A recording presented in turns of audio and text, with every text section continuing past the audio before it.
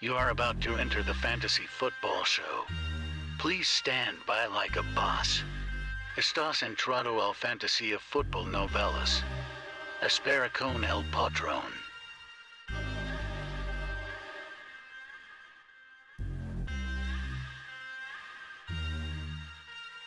Smitty is live Monday through Friday, 7 p.m. Eastern.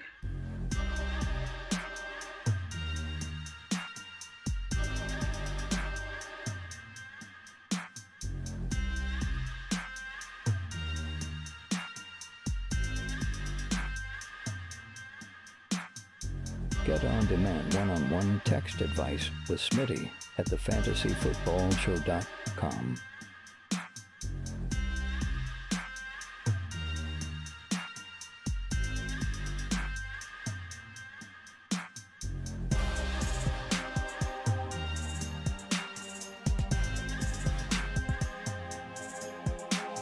You are about to enter the fantasy football show.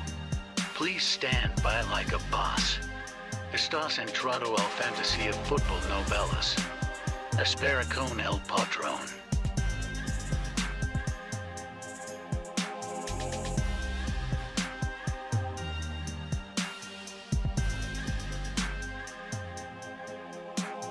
Get on-demand one-on-one text advice with Smitty at thefantasyfootballshow.com.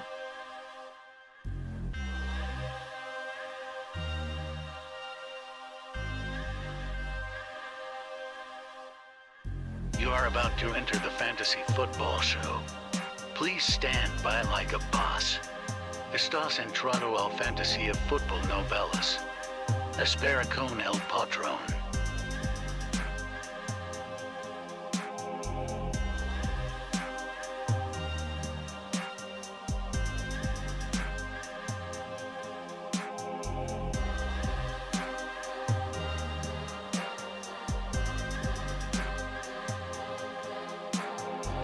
Smitty is live Monday through Friday, 7 p.m. Eastern.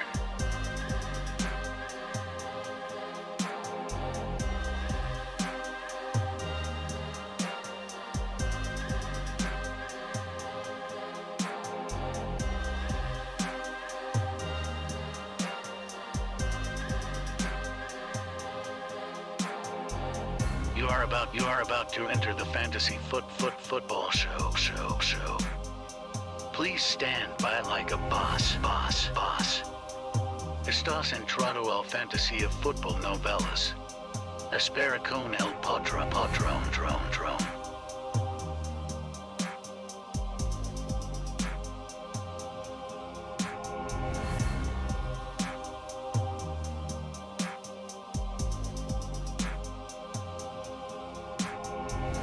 You are about to enter the fantasy football show. Please stand by like a boss. Estás entrado al fantasía fútbol. Live from the fantasyfootballshow.com studios. It's the Fantasy Football Show. Live! Monday through Friday, 7 p.m. Eastern. You are watching the Fantasy Football Show. Hey, Smitty, what's a better handcuff running back wise? The Chiefs running back field or the 49ers running back field? Let's get to it. From the fantasyfootballshow.com news desk, here is your breaking news. We've got a lot to get to, like voice messages like you just heard from the Brucey, one of our longest loyalist members of the Fantasy Football Show community. Will be answering your voicemails, taking phone calls, doing all that. I'll get to the Bruce's question right there. Great question. I think it's one that actually feels like it has an obvious answer, but there's so many components involved, and we'll break it down. This right here, we've got a whole lot of information to talk about. This headline here, Alvin Kamara suspension not likely in 2022. We're going to talk a little bit about that, but that's not the main title of today. The main title is going to be Michael Thomas. Is Michael Thomas someone you can trust in 2022? And the real answer to this is, in my opinion, no, not until he proves it. No, I'm not trusting Barkley in the second round, even though he has second round upside and appeal. I'm not trusting Michael Thomas in round 5 or round 6, even though Michael Thomas has potential to have, 6th or 5th round or even 4th round appeal. If Michael Thomas is truly back, Michael Thomas could be well worth a 5 or 6 round pick. But the problem is he's been missing for 2 years. Fool me once, shame on me. But Smitty, fool you twice? No, not fool me twice, shame on me too. But fool me 3 times, I got to get a new show to watch. Because for some reason, I keep trusting Michael Thomas. That's what's going through my head. Now, Michael Thomas could be worth your 3rd wide receiver spot. The problem is, I don't think you can get him there anymore. I think people are too excited about Chris Godwin coming off a torn ACL, J.K. Dobbins coming off a torn ACL, Mike Thomas coming off of the injury that literally is responsible for keeping these 2 bones together in your foot right here. And every time Michael Thomas, slant boy, wants to step and explode, it felt like his 2 bones were trying to separate. Am I saying that he can't ever recover? No, but it has been 2 years. It has been 2 years since Michael Thomas has shown up. And I feel like if you're going to take the gamble, it better not be as a second wide receiver on your team, because you can't recover from that as easily. J.K. Dobbins shouldn't be your number 2 running back because you can't recover from that very easily. I'm not about getting guys on my roster that my season goes down the drain if they don't bring their A game, because I'm investing at old value, at nostalgic value. Mike Thomas doesn't deserve the nostalgic price tag. Okay? Barkley doesn't deserve 2.2 value, even though he could potentially produce that way. MT going late on Yahoo. It depends where you draft. It depends where you draft. There are a lot of people talking right now about Michael Thomas being an extremely high 4th or 5th round pick. And there's just no way. You're talking about Joe Burrow. You're talking about potentially DK Metcalf in round 5 or 6. You're talking about maybe even a Waddle slipping into 5. There's no way Mike Thomas deserves to be in the conversation of DK Metcalf. I don't care about his quarterback situation. This guy's a jump ball specialist, and you put him in an environment where, yeah, it's not as ideal, but that's in his cost of entry. DK Metcalf isn't going at the 2-3 turn anymore like he would have been if Russell Wilson had stayed in Seattle. Then we'd be taking DK at 2-3 turn. We're taking DK at the 5th round. Let's stop having the boring old conversation about how DK Metcalf has a risky situation. Maybe we don't like him. I'm not sure. Maybe I don't like DK Metcalf. Why? Why would you not like DK Metcalf? At the baked-in value of like 5.5 round value, almost 6th round. I mean, give me a break. Give me a break. Chris Olave sleeper. Yeah. Of course, Swaggy, you're going to like MT over DK. I get it. I get it. Take your shots on MT all you want. I'm not even saying they're for sure not going to work out for you. I'm just saying it's not a good bet. We've seen this bet 2 years in a row. We've seen this bet collapse 2 years in a row. And with injury, season-ending injury players, with players that, I don't know, have literally nothing but disappointment for 2 years in a row, let's say, or even an ACL tear from last year. It's what can you prove to me? Prove to me you are that player. That's the value of investment. That's the value you should be investing in. You should not be investing in value that has you trying to prove to them, oh, I'm going to take Saquon at 2.2. Why would I take Saquon at 2.2? He's a good value in the 3rd round. I like Saquon in round 3. There's nothing wrong with Saquon in round 3. There's a lot of baked-in value in Saquon in round 3. But when people ask me, Smitty, should I take Javonte or Saquon? I'm like, what is going on here? You've just been Smitty disapproved. Saquon and Javonte aren't even in the same conversation. Like, could they be? Sure. Could they be? Maybe. I'm not saying it's impossible. I'm not saying Saquon Barkley can't be a top 5 running back. I'm not saying that at all. It's a roulette wheel. You walk up to the roulette wheel. How many spaces on the roulette wheel does Saquon Barkley have? How many spaces on the roulette wheel does Javonte Williams have? It is an odds game. Now, Saquon believers will walk up to that roulette wheel with their Saquon Barkley goggles on. Where are my goggles? When they put on these Saquon Barkley goggles and they have them on, that roulette wheel looks completely lit up. The whole thing, around the whole thing. It's like, oh my God, Saquon Barkley looks fantastic at this 3rd round value. Okay, but and then they fall off and you see that there's like, okay, half the roulette wheel's lit up. Now, that's still potentially landable. You could walk up to a roulette wheel that has half of the spots lit up saying Saquon Barkley. You could spin the wheel. The ball could bounce around, fall into a Saquon Barkley spot. That's fantasy football. If I could explain the odds and why I like players, why I don't like players to somebody new to fantasy football, my roulette wheel example is the best way to explain it. You walk up to a roulette wheel, and this is all subjective. This is my subjective interpretation of Saquon Barkley's roulette wheel exposure.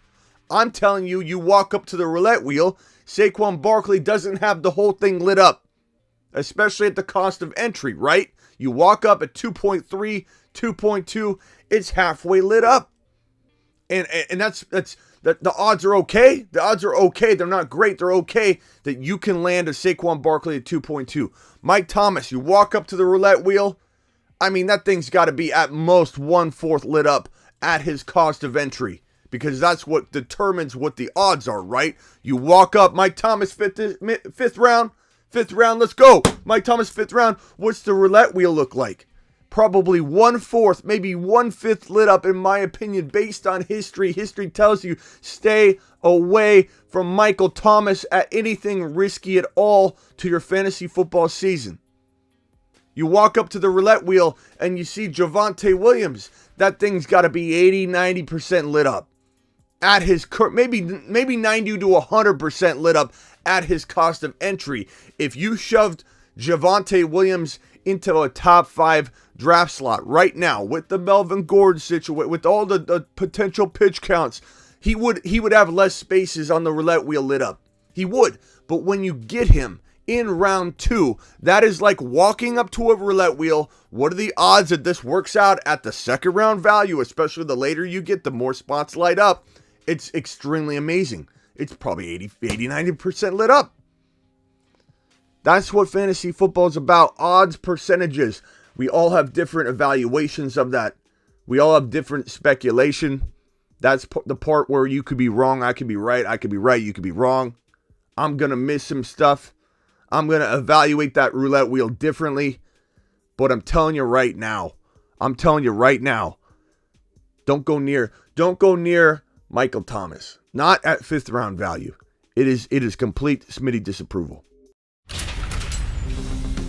You've just been Smitty disapproved. We got my boy C-Mac in the house. What's up, C-Mac? Appreciate you joining in to the Fantasy Football News Show. Look, this is a Niner fan. This is my boy C-Mac. He's a Niner guy. But he knows that where can you get NFL news? Where can you get unbiased? Well, there's some bias involved. We admit that, and that's fine. It's biased towards greatness. You've just been Smitty approved. But where does C-Mac come for his fantasy football news and NFL news? Not just fantasy, not just NFL, not just Niner. He comes to the Fantasy Football Show. Appreciate you, C-Mac. C-Mac to the moon. To the moon. All right, Terry Roberts in the building. Appreciate you, Terry. Let's go over some of these players that are in the news. The first one that we're going to talk about here is Kenneth Walker. He's on screen. He's right there. This magnificent individual right here, sitting right in front of you. Right here's Khalil Herbert. We just had him up here just to show him off. This is potentially one of your steals of 2022, people.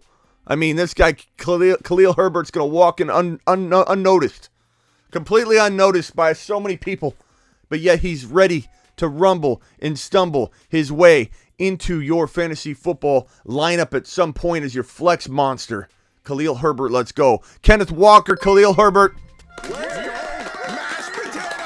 And then we got a little Russian collusion action dropping a super chat.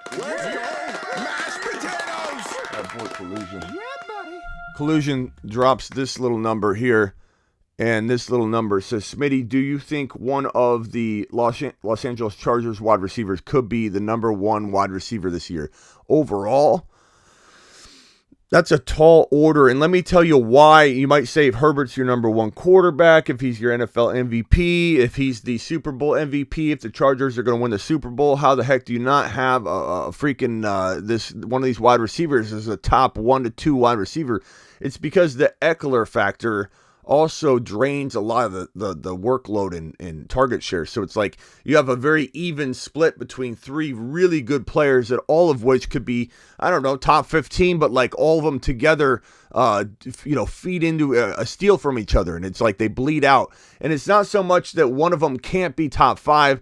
It's more so you take a look at like Mike Williams, you take a look at Eckler, you take a look at Keenan Allen, and you say to yourself, we just don't know which one's going to be top 5 overall, like in terms of the wide receiver production. Now, you can kind of take Eckler out of the top 5 wide receiver production, but just kind of emphasize that he could literally consume big portions of that wide receiver volume, so that it makes it hard for Keenan Allen and Mike Williams to consistently drop it.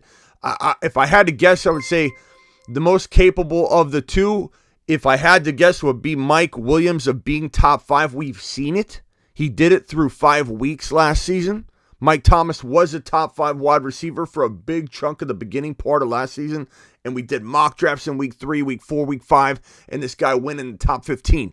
He went in the top 15 overall. Mike Williams went in the top 15 overall. Mike Williams, after starting off on a terror. And if I pull up his game log, you'll be absolutely blown away by Mike Thomas's game log. In fact, let's do that right now. I'm pulling up Mike Thomas's game log, and if you don't remember what this guy did in the first 5 weeks, I think it was all 5 weeks, Mike Thomas, you're going to be shocked when you see his numbers. He was a top 5 wide receiver. He was absolutely amazing. He was unreal. I got to pull it up on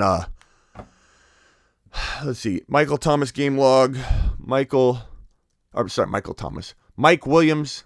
I keep saying Michael Thomas. Mike Williams game log 2021. This cat was absolutely on fire. On fire. Let me screenshot this bad boy. You guys aren't going to believe your eyes right here. If you don't know, if you don't remember, if you just didn't own him, you didn't even have shares of Mike Thomas, you're going to be kind of shocked at these numbers that this guy threw down in weeks 1 through 5. I'll even copy his entire season or a big portion of it and drop it on the screen so you can kind of see proportionally what happened to him and why his value sank. So great question, Collusion. I appreciate your question. Jake dropping a super chat. Jake, I appreciate your super chat, Jake. Jakey boy. Thank you, Jakey. Yeah, buddy. Let's see here. Here's Mike Thomas's game log. Ready? This is Mike Thomas. Unbelievable. 9 receptions, 17 targets. Is that correct? Are my eyes deceiving me? Week 1, 2021. Is this real? Is this real at all? Are my eyes deceiving me? 17 targets, 119. 1 TD. That's week 1. Week 2, 63 and a touchdown. Week 3, 17 targets. 3 receptions for 49 yards.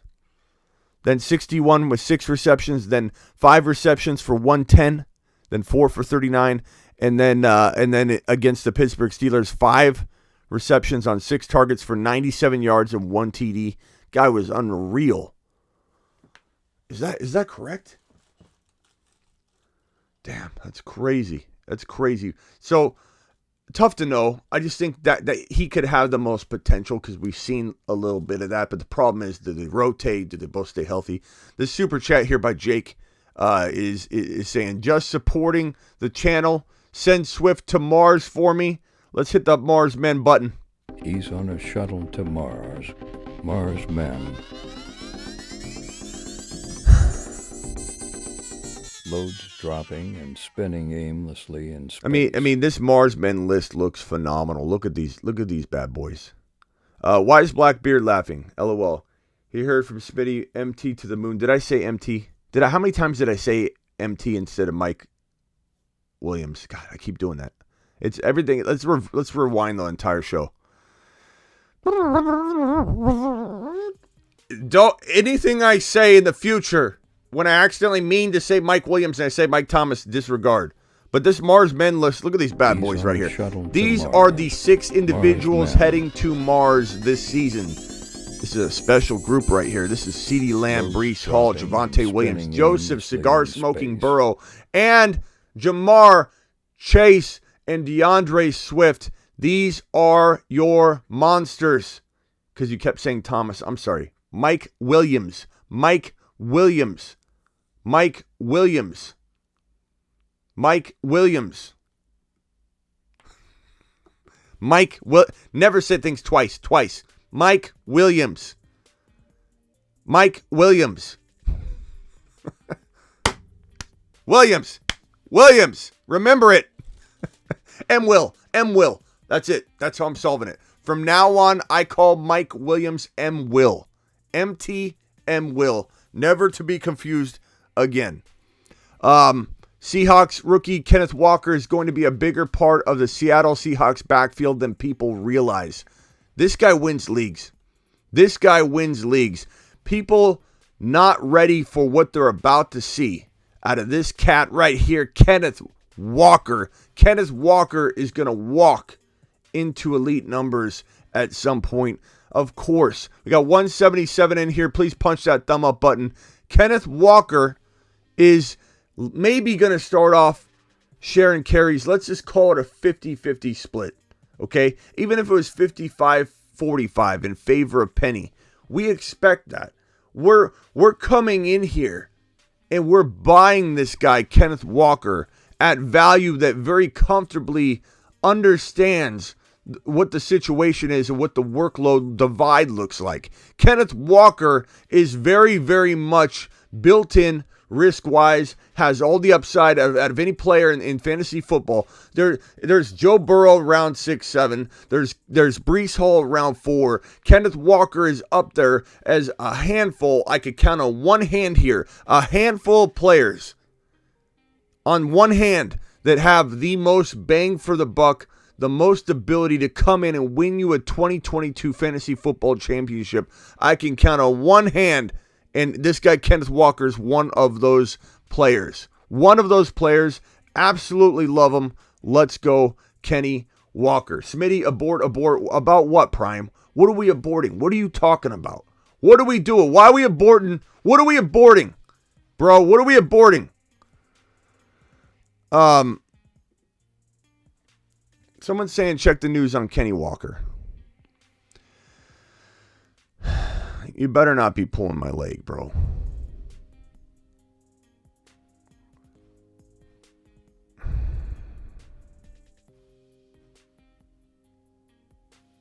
Looks like there's a hernia thing.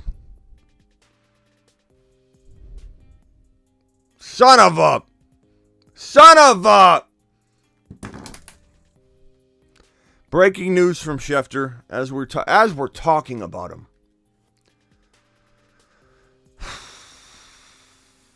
Let me pull up the breaking news on Kenneth Walker. The most recent tweet from Adam Schefter less than 5 minutes ago as I'm ranting and raving. Let's unbiasedly break this down. As in the middle of me speaking about him.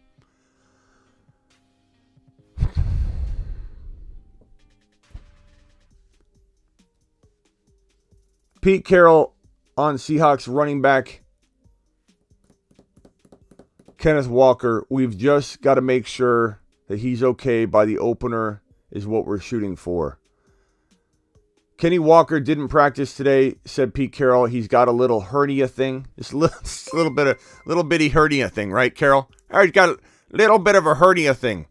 God, and let's be fair. If Penny had this thing, we'd be all over it. Let's just be fair. Let's be honest. Look, before I even get into it, I'm going to tell you right now.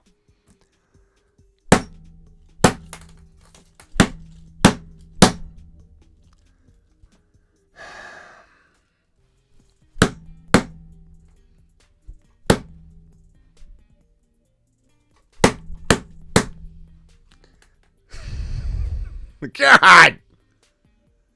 Okay. From trying to look from an unbiased lens. Not great. Little hernia thing, I don't like that. However, Penny's not staying healthy. At some point, if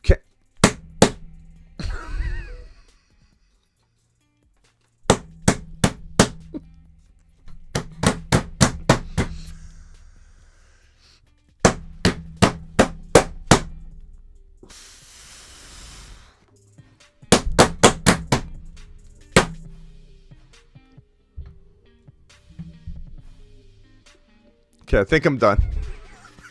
Give me a second. Give me a second.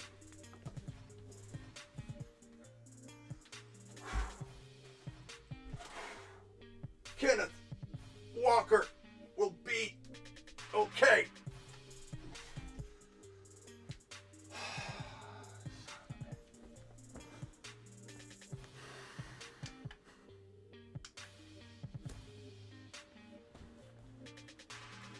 In the middle of my rant!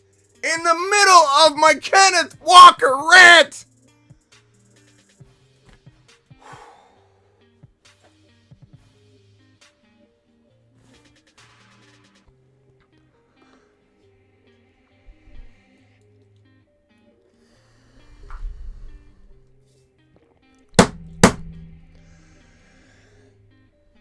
All right. Digested.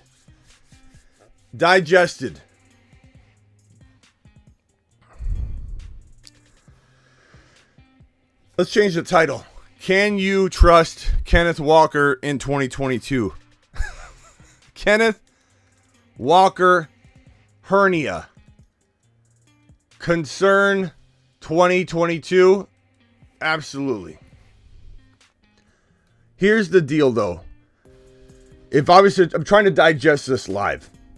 Okay, throw my chair.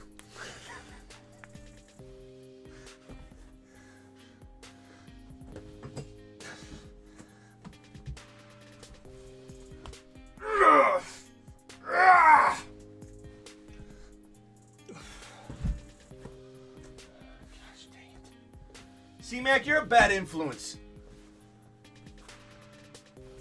This thing hasn't moved in a while. It's in the perfect spot. C-Mac is a bad influence.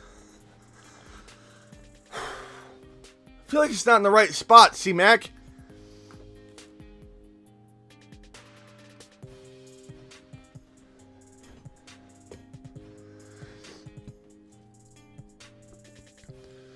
I'm out of breath. Feel like I'm out of shape. Did some pull-ups, lifted my chair.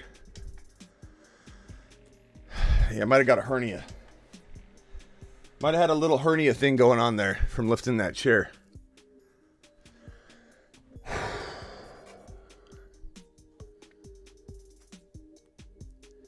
Can we, a little positivity real quick. Brees Hall. We need something to clap about. Brees Hall to the moon. Look, I'm not telling you right now that I'm worried long-term about it, because the thinking here is, as much as I want to be unbiased here, not good. Not good. This is great news for Rashad Penny. This is great news. If you have Rashad Penny, this is good news. If you have Kenneth Walker, this is not initially good news. And we do have a super chat from, let's see here, super chat from Vamp. We got a super chat from, let's see, Cheryl. Appreciate you both with the super chat. Cannot believe Kenneth Walker. In the middle of my live stream, as I'm ranting 4 minutes before, 4 minutes prior. Walker news. Hope this helps. A little bit, Terry. a little bit. Not a lot, but it helps a little bit. Thank you, Terry. Hey, Smitty, 4th or 5th round and have wide receiver 2 open with Waddle and Mike Williams on board. Who would you take? That's tough. I mean, I'd probably take Waddle, but I like both of them. You could make arguments for both Waddle and for Mike Williams. I personally like Waddle. I think Waddle's a very talented wide receiver. Mike Williams is very good, but he has something to prove. Smitty, collusion. Smitty, this is swaggy. You're always talking about people getting hurt, I think is what you're saying. Just thought I would send this in case swaggy is here. Sorry to bring the mood down, says Collusion. Collusion, I don't know what you're talking about here, but let's go. Mashed potatoes! I know. You're pretending to be swaggy. I think that's what you're saying. You're trying to talk about... Look, this isn't karma.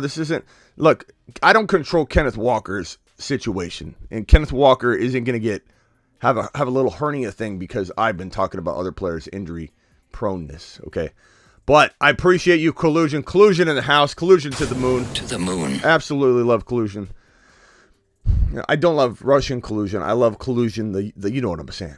Okay, so Walker, this little hernia thing, maybe starts off slow. Maybe Penny gets hurt at some point. I don't know. We'll figure it out as we go. I'm still drafting him. Look, Walker has the ability. Hernias you can get over these kinds of things. I'm not saying he'll be ready for week 1. This sounds like coach speak. I'm not saying be ready for week 1, but we don't need him to be ready for week 1. If anything, this just makes him a lot cheaper, and I'm still all in on Walker. Give me time to digest it. Give me time to look into it. Your boy Smitty will tackle this from the perspective he always does, with some good, hardcore, deep diving, injury discipline, and I'll come back and I will let you know what my thoughts are. But my initial thoughts are going to be, he's going to drop in value, and he's still got a whole season to grab the starting job. If he doesn't grab it, like, he's packaged in not being a starter anyway for you. So if he's going to be more of a discount, then he's going to be more of a discount. If he's done for the year prime, we'll take it as we go. We'll take it as we go. I don't think he's done for the year. You can have a hernia. It just depends on the issue and the recovery and what it looks like. Hernias can be a big deal. Hernias can be a small deal. Sometimes a hernia can be something huge. It just depends. We got to hear more information. We don't have enough information. If he's going to be likely to play week 1 or 2 or 3, then it's not that big of a deal. It's more of a discount for everybody that maybe goes in. And yeah, Dr. Smitty's got to clock in. I don't have a hernia model here. Maybe we can combine the foot and the knee and become one and make some kind of hernia model. I don't know. I'll have to order a hernia model now. We have to go over hernias. Smitty's going to look into it. Smitty's coming back next episode with a bunch of hernia content. Maybe I created my own hernia lifting my chair because C-Mac's a bad influence and told me to do it. Hod Prime is Swaggy. Swaggy is Hod Prime. Or Collusion. Collusion might be Swaggy, apparently. We're not sure. All in on rookie Walker, but MT Wood could be top 5 wide receiver is so scary. Shaking my head. I love you, Smitty, though. God, look, in the middle of my speech, you're gonna literally say that there's some shaking my head moment about having doubts about MT, and then while I'm going on about it, there's some kind of shaking your head moment. I can't predict what happens to Kenneth Walker as I'm speaking. I can't expect that this is going to happen in the middle of my speech. You got to be out of your mind. I ain't shaking my head to nothing, bro. Unbelievable. Vamp, thoughts and prayers to Kenneth Walker moonshot. Let's give Kenny Walker a moonshot. Unbelievable. In the middle of the live stream. In the middle of the Kenneth Walker live stream, for goodness sakes. In the middle of the Kenneth Walker live stream. Oh my God. We're about to play. You raise me up so I can stand on mountains. I mean, we were this close. Prayers up for Kenny. Let's figure it out. My guess is it's gonna be like a month. It's gonna be like a month. He'll be back. Don't worry. I think what's going to happen is a lot of people are going to have this reaction and this reaction. And they're going to think he's done for the year. He's got plenty of time to grab the job again. I'm going to be all in, assuming everything looks good with the hernia. They're going to go in. They'll potentially repair it. We'll have to dig into some details on this thing. but I'm not feeling too discouraged. Let's play it by ear. Next piece of news. Goodness gracious, man. Smitty, explain to me how all the experts project Cook, Jets, and Thielen to be top 70 players, but hate Cousins. Make it make sense. This is one of those things where it's like, it doesn't add up, right? You don't trust the passer, and I don't know if it's people like kind of calculating maybe injury risk or whatever. I don't get it either. A lot of times that can happen, though. Look at the question we had earlier. Is Herbert, if he's number one, why is Keenan Allen or Mike Williams not in my top 5? And it's because there's that uncertainty. It's just the reverse of that, right? The uncertainty as to which one's going to be top 5. Could both of them be top 5? Hit that thumb up button. We got 223 in here and only 85 thumbs up. Wipe your feet at the front door. Let's go.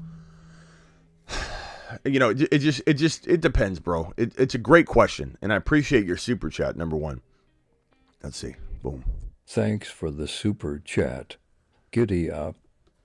All right, let's get to the rest of the news. Oh, my God. Unbelievable. So we talked about the Mike Thomas. He is going to be ready to go when the season starts.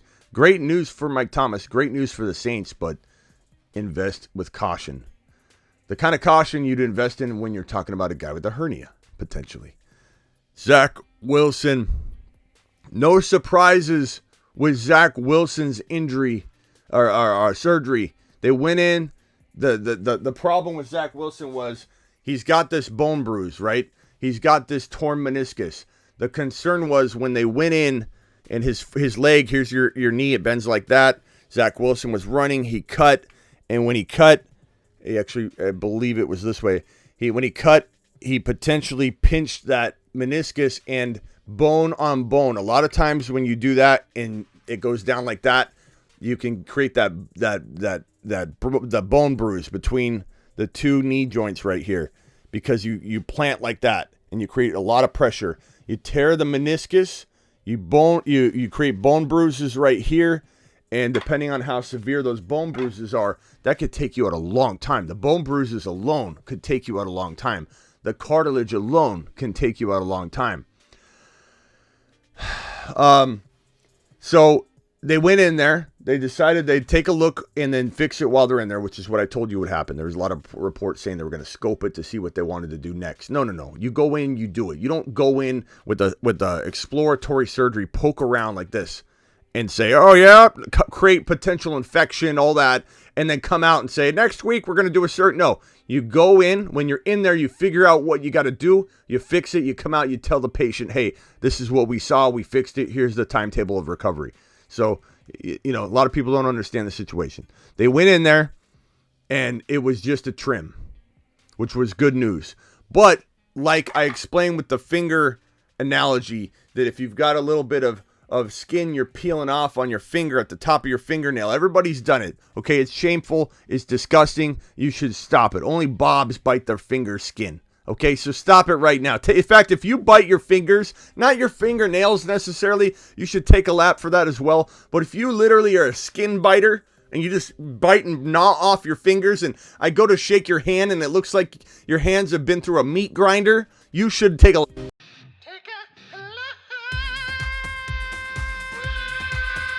If your hands look like they're bloodied up when I shake your hand, this is why we pounded. This is where pounds came from. Pounds were invented because of meat biting finger Mikey, who's literally like gnawing on his fingers all the time, and he's got these bloody paws, and he goes to extend his hand. Somebody said, bro fist? And that's how it was invented. It was like bloody hand going, and then somebody went like this, and then the bloody hand guy said, all right, bro fist, boom. That's how, ow, that hurt my elbow. That's how it happened. But in my example of the finger, right? Everybody's done it. You grab the little piece of skin and you rip too far. Son of a, and it's raw, it's tender. You shouldn't have did it. You're like, why did I do that? You went too far. When you cut meniscus, it's like it's gonna be. I didn't mean to hit that, but that was funny. These guys are great. Look here. Anybody sends you a bad trade offer? You were offered sex. You were made offered sex. So they went in there, right? And they cut the meniscus. It needs time to heal. Probably going to be pushing it to be back by week 1 because there's still vulnerability with the knee. Bone bruises, when you have significant bone bruises, it puts the knee in an unstable environment. You don't want to do that. You don't want to cause future damage. So it's probably a lot smarter to play and err on the side of caution and make sure that the bone bruise is completely healed, that there's no risk of re-injury with the meniscus. You're not going to continue to tear it further. Like, what is the best thing you can do with your finger when you've done something stupid? Like gnaw on your finger skin, rip it off, it's bleeding. What is the best thing you can do for it? Leave it alone. Let it heal. If you go out there and start smashing your hand against the table like I was earlier to Kenneth Walker news, Steven joined the YouTube exclusive membership. Steven, I appreciate that. And if you want to join the YouTube exclusive membership as well, I'm going to drop that YouTube exclusive membership link in the live chat, and you too can become a YouTube exclusive member. Let's drop it in. Here's the link right here. Join the YouTube exclusive membership right there. Your boy Smitty would love to have you be a part of it. There are different levels. There's the Zoom call level where we do 2 Zoom calls every single Sunday. One at halftime of the morning games, one at halftime of the Sunday evening game. We jump on a Zoom call. We talk about the best players to trade for, the best waiver wire guys, early jump on all that amazing Sunday content that's generated from the games that we're currently watching in the middle of that Sunday. If you want to be a part of that, you get on over to the link that I just pinned in the live chat. You get on later on if you're watching the replay. You click the link in the description that says YouTube exclusive memberships and sign up. Not only do you get emoji access, drop some emojis, show the people what you're able to do once you get this exclusive membership, but you can get that Zoom access level if you want. Russian Collusion dropping more fire. Russian Collusion dropping this one. Collusion is not swaggy, and let Walker drop. I will take him. He will be a monster. I really do believe that people will overreact. I need time to digest it. I'll probably create a video. You know my video is going to be pro Walker. It's not all bias. Like, of course I have a little bias involved. I'm a human being. I'm a human being that's pumped a lot of content into Kenneth Walker, and I'm also a human being that's going to look at this from a more positive perspective than somebody that's just disappointed, banging their desk, picking up their chair, running around upset in the middle of a Kenneth Walker rant. In the middle of a Kenneth Walker rant, I'm literally walking around. Pumping up Kenny Walker. Everybody get ready. Pump up Kenny Walker. In the middle of it, I've got news breaking. I have people in the chat saying, Smitty, breaking news on Kenneth Walker. Everybody get ready. Kenneth Walker season. Start jumping around. Everybody raise your hands. Start clapping Kenneth Walker. Ready? Walker. And in the middle of it, while we're chanting, news breaks that he has a hernia. I almost got a hernia reading it. I tried lifting my chair because C-Mac told me to, because he's a bad influence, and I almost got a hernia myself. I moved the chair. This chair hasn't been moved in a while. Now I don't even like where I put it back. C-Mac, I'm very OCD. I'm very attention to detail with this kind of stuff, and I feel like it's not in the right spot, C-Mac. But I do believe I will be back pumping up Kenneth Walker, because my initial take to this thing, my initial gut reaction after I've absorbed it, I'm over it, can you tell? Is that he's going to be fine at some point early on in the season. If we can get this guy, at a phenomenal price tag, how is it going to be a bad thing at the end of the day? If Kenneth Walker can now be had at 9-10 round value, which I don't know if that's where his ADP will fall. By the looks of it, it feels like people are already saying out for the year. I'm walking away from him. Kenneth Walker's done. He might be ready by week 2. Like, this could be a little bit of an overreaction, and I don't think that's my bias talking. I think that's me being logical here. Look, I beat the desk. I got upset. I walked around. I did pull-ups. I clearly had to absorb the bad news live in front of everyone. But, I mean, honestly, there's silver lining here. You know what I'm saying? So get ready for potentially some good news. I don't know. We'll find out.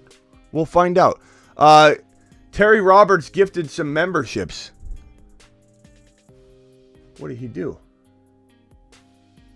Let's see here.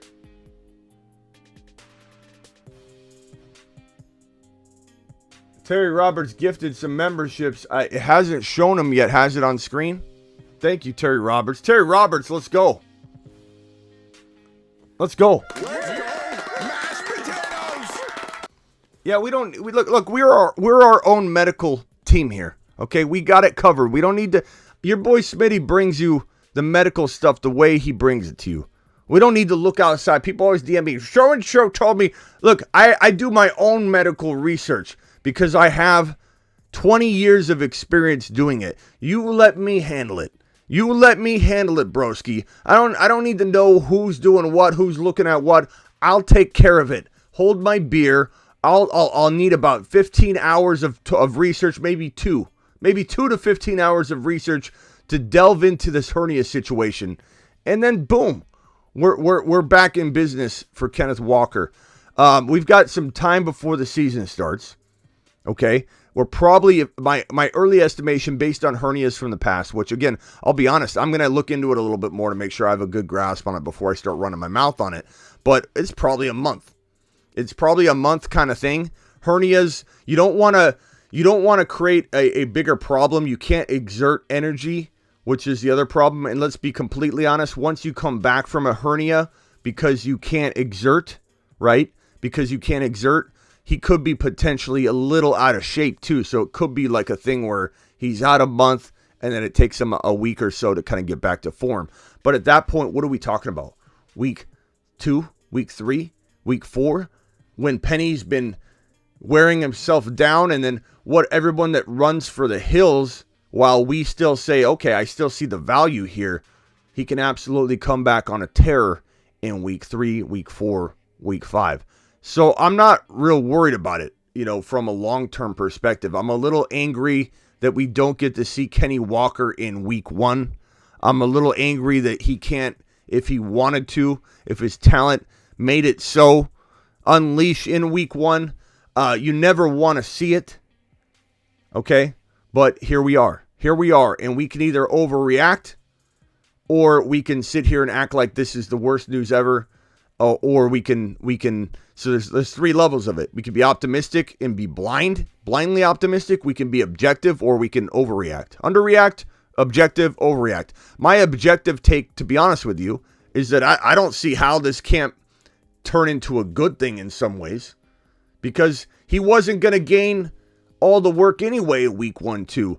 Maybe this allows Penny to go out there and wear down like he's probably going to do, and then Walker comes back in and explodes. So we'll see.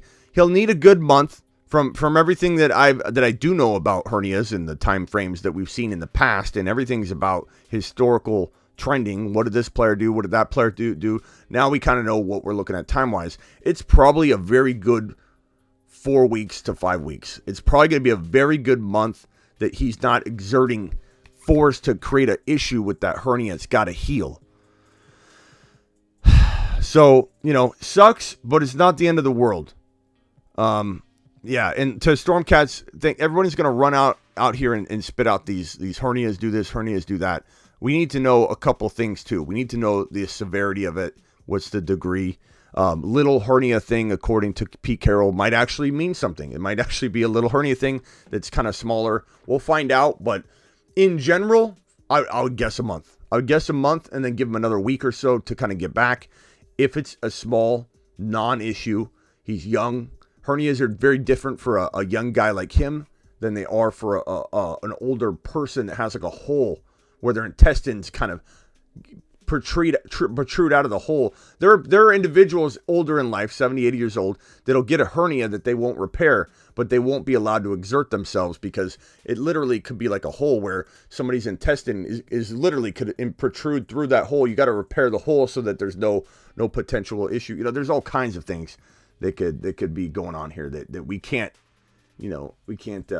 and a sports hernia is different than a regular hernia. There's all kinds of things that we got to look at. We have no information right now that is being reported. You have a lot of people speculating. Let me go to Adam Schefter.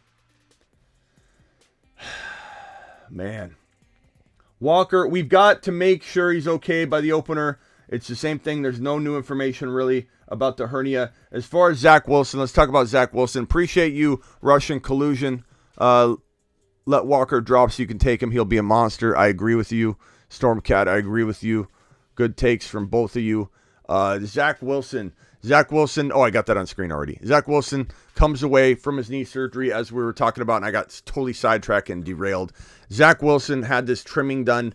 Most likely he'll be potentially ready for week 1. Hey, Terry, thank you for those gifted memberships. I haven't seen them come through yet, but I do see it on YouTube. I just don't know who got them. So I'm trying to look and see who received them. But Terry, I appreciate you, my man. What a man. What a man. Terry Roberts gifting 5 memberships, the YouTube exclusive membership. We just went over 100 likes on the video today, so appreciate that. But Terry to the moon for gifting the memberships, 5 of them to you lucky individuals. If you are somebody that was gifted a membership by Terry, could you please let us know in the chat and throw a couple new emojis out, show off your new emojis that you have at your arsenal, and let's go. Terry to the moon. Terry to the moon. Appreciate you, Terry.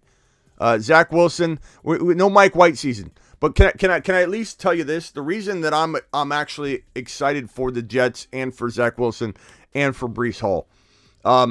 This is like the Najee Harris thing. You've got Kenny Pickett looking really good right now. Okay, let's put it out there. We've got a lot of time. It's only a preseason game. Kenny Pickett looks really good right now. Okay? He is the backup. Trubisky's probably going to go out there. Maybe Pickett takes the job by opening day. Who knows how this thing's going to shake out. Pickett looks really good.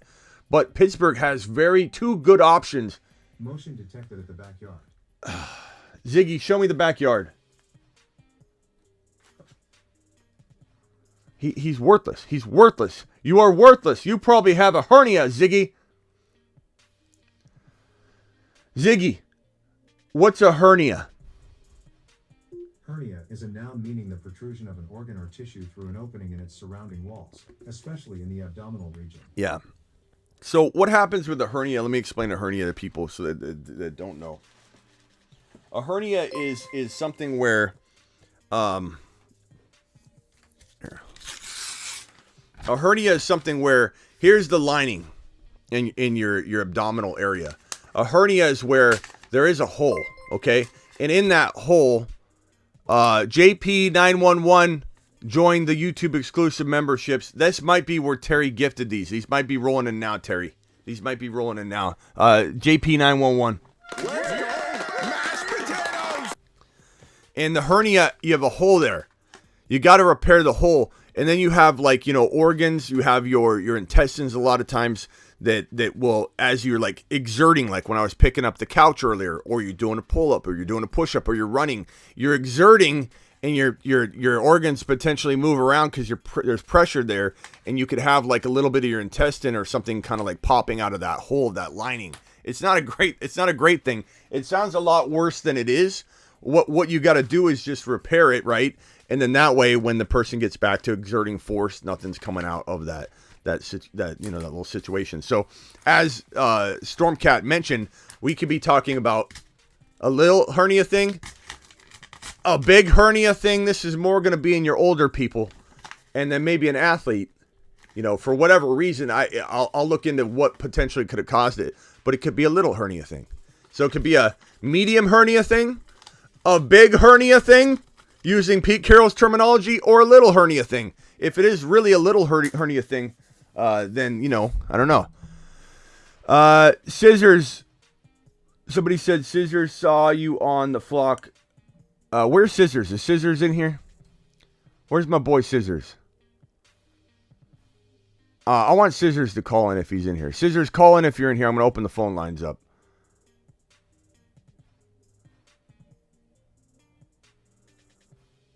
Where's my boy Scissors? Anyway, Zach Wilson. The reason I'm excited about this situation is Zach Wilson and Mike White together gives some long-term security, season-long security to Breece Hall, to the wide receiver room. Because you have Pickett and Trubisky, you do have a potential of having two players that can play. You know, if one can't play well, you've got another option. Not a lot of teams have two quarterback options where the backup might be better than the starter. Mike White might be better than Zach Wilson. Kenny Pickett is better than Mitchell Trubisky. Ritter is better than Mariota, although Mariota's the worst of the three starters. And this is a situation where you're like, okay, now we've got a very nice backup plan that the Jets are going to be okay because of C-Mac dropping a little fire. C-Mac's fire dropping fire. Anybody heard from the 12s this offseason? You know, those Seahawk fans, they're quieter than normal. Have fun at the bottom of the division for years. Wow, C-Mac dropping a little spicy take. Super chatting like a beast. Thank you, C-Mac. And C-Mac, he's a big Niner fan, so he's having a little fun with the Seahawk people. Appreciate you, C-Mac. It's Flacco. Where have you been? HB, we know Flacco. What are you talking about? Like, if Flacco could start week 1, we already know that. We've covered that on a lot of live streams. Where have you been? Mike White is the better quarterback. If anything happens to Zach Wilson long term, Mike White is probably going to get the call, bro. If I can tell you, there's a couple different things that happen with coaching, with controversy. In this situation, they appear to want to roll with the temporary option of a veteran that can lead him through 1 or 2 games and try and keep things afloat. And then if Zach Wilson were to go down with a season-ending injury, you have a very different conversation behind closed doors as to who to turn to. It would be I don't know where you've been, HB. I don't know where you've been. But Mike White would be the conversation that would be being had.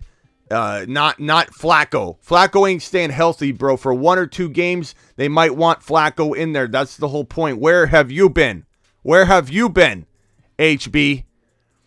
So, anyway, enough of Zach Wilson. He's probably going to have a little shot at playing in week number 1. Rashad Penny returned to practice. This is good timing for Rashad Penny, who now is in charge of the backfield until Kenny Walker. We get more clarity on Kenny Walker's hernia situation. So unbelievable news that dropped in the middle of the live stream. Unbelievable. Because your boy Smitty goes live, and I can't monitor all the live news and breaking news while I'm live. I'm literally talking for 4 or 5 minutes while this news is floating out there. And you guys are in the chat going, Smitty, check the news. Smitty, check the news. Check the news. Mike White, return of the king, absolutely. If Mike White gets a shot, he's going to thrive. I love Mike White. Let all the doubters doubt. Let all the haters hate. Let everybody say that Mike White ain't that guy. He's that guy in my eyes. I like Mike White. I think Mike White is going to be an amazing running back. Let's hit the phone lines. Dial in. Let's go. Call into the show. Call into the show. Call into the show. Dial 602 NFL. Dong. I do think everybody thinks C-Mac that Drew Lock's going to start. It is funny, though. He's not going to start. I don't think Geno Smith will. Geno Smith's the better quarterback anyway. He's more efficient. He's got rapport with DK. So I don't think it will be Drew Lock. Looks like we got a little super chat war here. C-Mac and Jake. Jake says, C-Mac, they must be mad. Oh no, this is an alliance. You're live on the Fantasy Football Show. Who am I talking to? Yo, what up, Smitty? It's Tyreek. It's who? Hello. Who? Tyreek. We can't hear you. Tyreek. Tyreek. What's up, Tyreek? What can I do for you? Hear me now? Yeah, I can hear you. What's up? Oh, yeah. I was just gonna ask you, like in a standard draft, I'm normally going with Jamar Chase and Swift. Do you think that's like the strategy to kind of approach? Like, how would you approach your standard draft? I mean, it depends on flow. I take best player available. There's no running back, or wide receiver. Like, I don't do that. I don't play that game at all. I get in there. I go to war, bro. I pull my socks up. I turn my hat backwards. I roll my sleeves up if I'm wearing a long shirt, and I start digging in to the best player available concept, and that's all I do. I don't look back. I don't come in with some, like, put a blindfold on and grab running backs out of a tier bucket. So Jamar Chase, in my mind, in PPR, in half PPR, it's a little different, but in PPR, in my mind, Jamar Chase, JJ, those could be very arguably the number 2 and number 3 overall players in fantasy football PPR 2022. I've no qualms about taking one of those top wide receivers after JT's off the board, because I'm targeting Javonte around 2. I don't mind taking Swift at 6 or 7 when people are like, oh, what, you wouldn't take Derrick Henry? Give me DeAndre Swift. Give me the guy that I feel is going to do the damage moving forward, not the guy from the past. And I'm not saying Henry can't be great per start, but there are a lot of negatives in Henry's direction, like the workload, the no A.J. Brown, the stacked boxes that he's going to face, the quarterback change that's going to happen at some point, the quarterback unraveling when Tannehill allows his job to be taken by Malik Willis. Malik Willis could be good or bad for Henry. He's a vulture. He's going to run. And maybe that opens up the pass a little bit, that helps Henry. But Henry needs 27 to 29 to 30 carries a game. Henry's not, his yards per carry have been going down. Yeah. His efficiency's been going down naturally because the mileage and he's getting overworked, and he needs more carries to do that damage. Everybody loves to see him practice, running up a grassy hill. Last year he was doing push-ups on rubber bands with chains around his neck, just going like this, like on the rubber band, just boom. He looked like me over here lifting my couch. But it's different. You get in a game, bro, and it's like the mileage adds up. 920 plus carries in 2.5 years. So give me Swift, and I love Swift at the end of round 1. I love Chase. I love Justin Jefferson. I love Javonte, Debo. I'm starting to like Tyreek Hill more and more the more I see Tua. I don't even need to have my Tua glasses on anymore to think about Tyreek Hill doing well. Tua's actually looking very Tannehill-like when Tannehill was on fire due to A.J. Brown. I mean, can I ask you a question? For anybody that loves Tua, has Tua ever looked this good before? No. And most of the time, it's the wide receiver is wide open. Like, I'm not saying Tua hasn't been able to deliver the football to him, but Tua's going to look a lot better. And I admit right now, Tua could actually become a good looking, decent looking quarterback, even though he might not be because of the situation. And I'm actually really intrigued by the upside and ceiling value of both Waddle and Tyreek Hill. And I'm not saying I'm drafting Tua at all, but I just feel like maybe Tua is going to be more like the amazing Tannehill version of Tannehill. And Tannehill doesn't have A.J. Brown now. Now we're going to see what he really looks like. It's like the lights coming on at the club. It's like, what does Tannehill really look like now? I mean, we'll someday have that conversation about Tua if he loses Tyreek and Waddle. But right now, the lights are off in the club. Tyreek and Waddle are making Tua look pretty decent. And, so Tyreek Hill, Debo, Javonte, those are my round 3 winners and home run players. Other than that, bro, it's tough to say. I can't give you like a formula. You ask me a question and I'll answer it, but. Oh, okay, let me ask you one more thing. I'll let you go, brother. I appreciate the content too. You're awesome, man. Entertaining as hell. Sorry for the cussing. But so in the standard, would you take Swift or Javonte Williams? You have to pick one. This is a tricky question because if you ask me in round 2 who I want, I almost lean Javonte. Yeah, round 2. If you ask me in round 1, I lean Swift because of the odds of maybe getting both of them.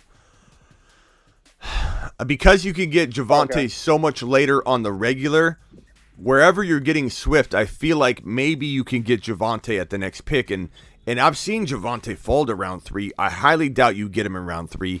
You almost like you're pushing your luck every pick he drops in round 2 because somebody's seeing the value. Somebody's seeing the value. But I probably would. Everybody's catching on to him. Can you trade in your league? Can you trade up? Dan. Yeah. No, you can't trade up. Sorry. Yeah, because I'm going to do a video on my favorite trade in 2022, and it's going to involve Javonte, so get ready for that. Man, I'm just... I'll be tuned in. I'll let somebody else call in. Yeah. Oh, yeah, I was just going to say I appreciate you, bro. I'll let somebody else get in here. I appreciate you. Prayers up for Walker. He needs them. Ah. Yeah, I got you. Come on, Walker. All right, later, bro. All right, later. I'm a little distraught. I'm not gonna lie. That was a kick to the nads right there. That was a kick to the nads right in the middle of a live stream on Walker, talking him up. Walker, we're literally. You raise me up so I can. And then news breaks in the middle of it. Unbelievable. You're live on the Fantasy Football Show. You better have some good news. I do have some good news. We just had that draft that I've been talking to you about.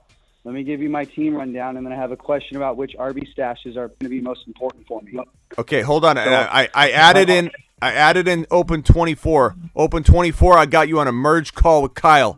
Okay. What up? What's up? Let's listen to what Kyle has to say. Let's listen to what Kyle has to say. Open 24, and then let's give him our reaction. Kyle, go ahead. You have the floor. Okay, so quarterback, I have Hurts and Lance, and my receiving core is Lamb, A.J. Brown, Amon-Ra St. Brown, DJ Moore, and McLaurin. My running back crew is Taylor and Barkley, and then I have Walker, Miles Sanders, Algier, Damian Pierce.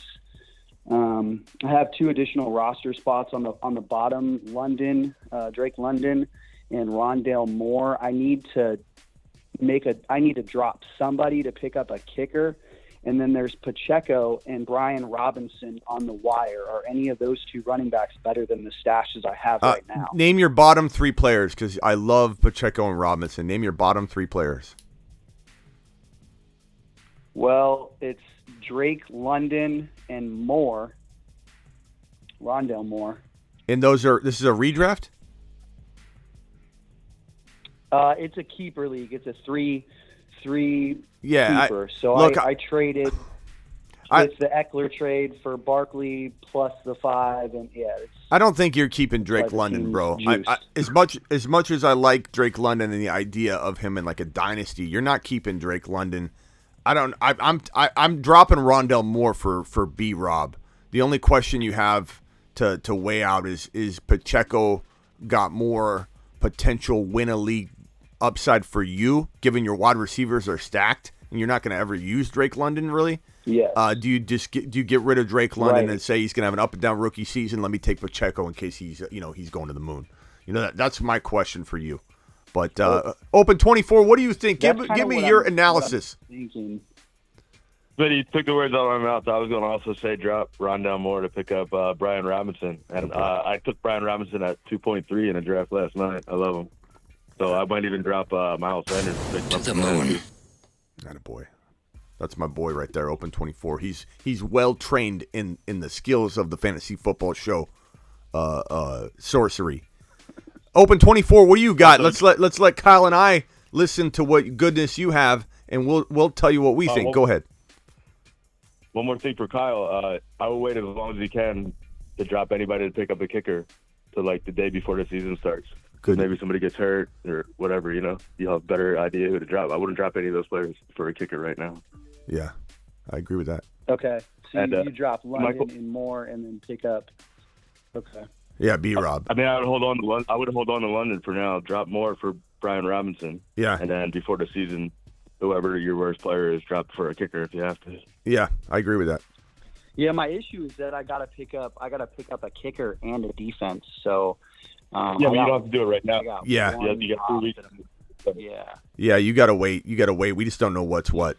But Drake London in a league where you may never use him and he's not going to be your keeper, you got to think about like what can help you win this league.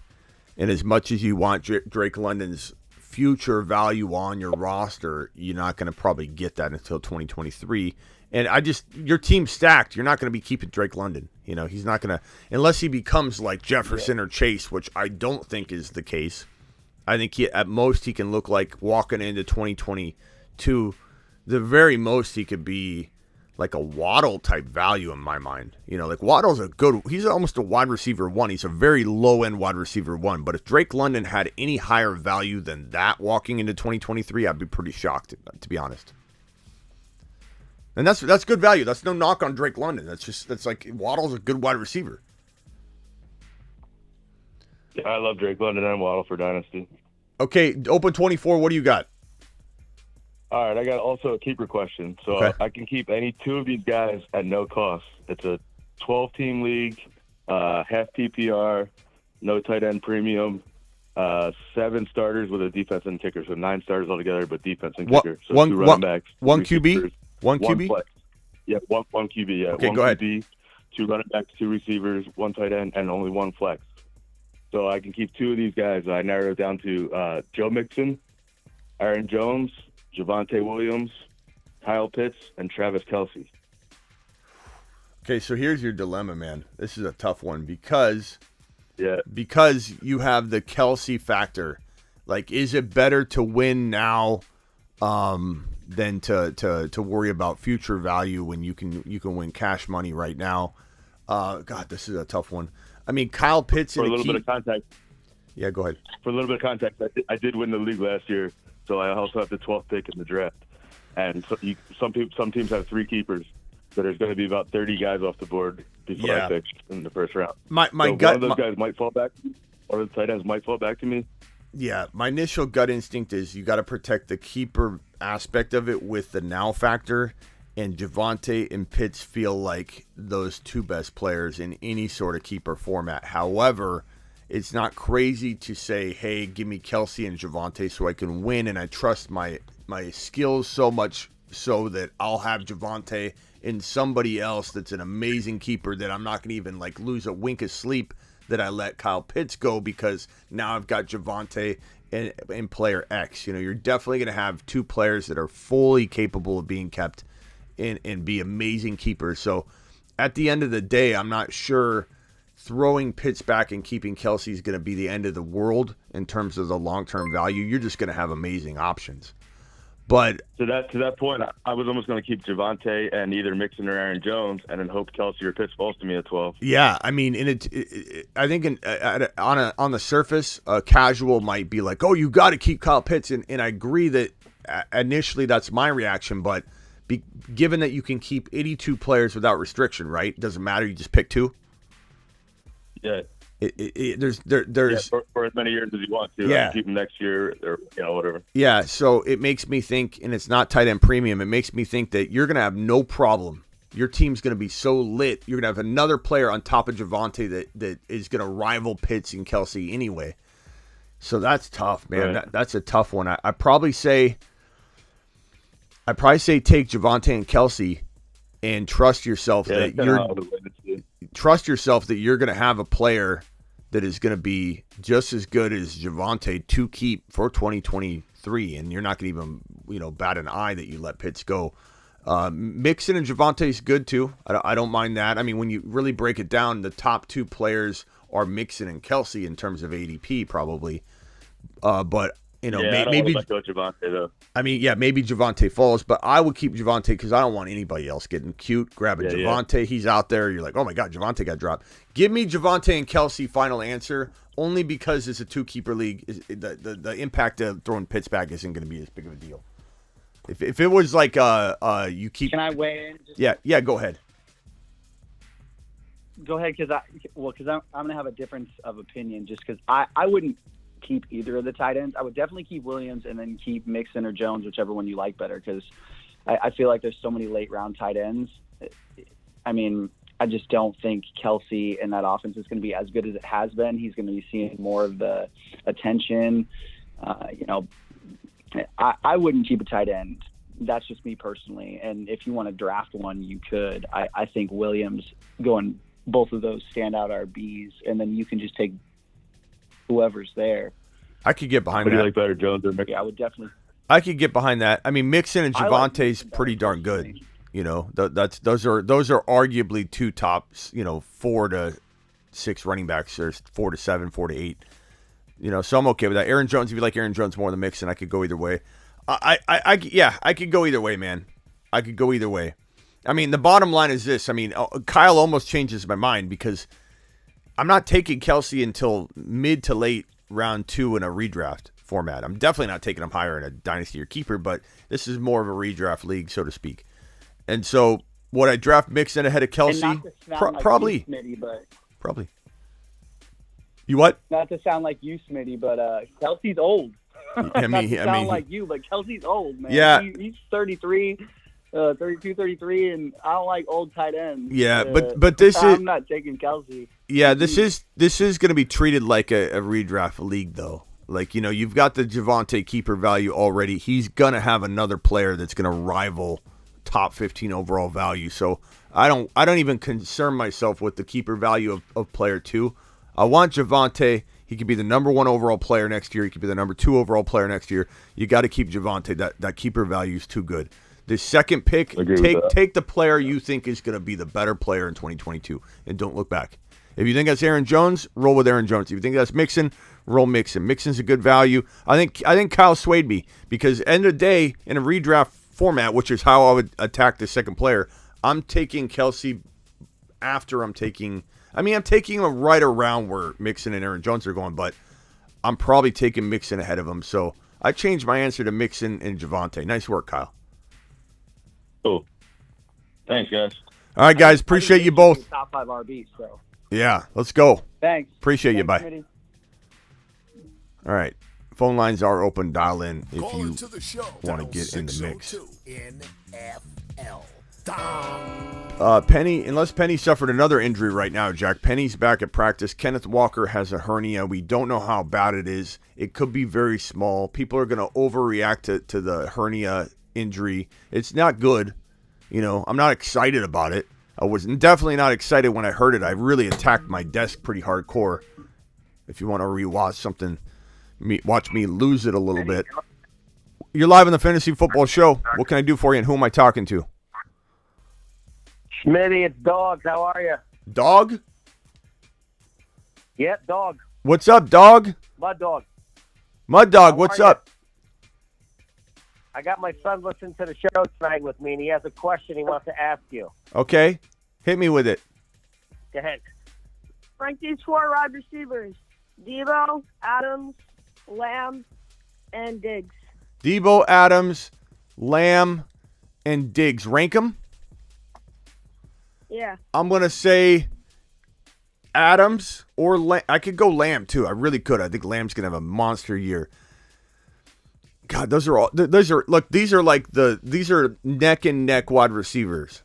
You could really, but based on the wind that's blowing outside right now, outside your door, it could change and alter the course of these rankings right here. Adams, probably the number 1. Lamb, probably the number 2.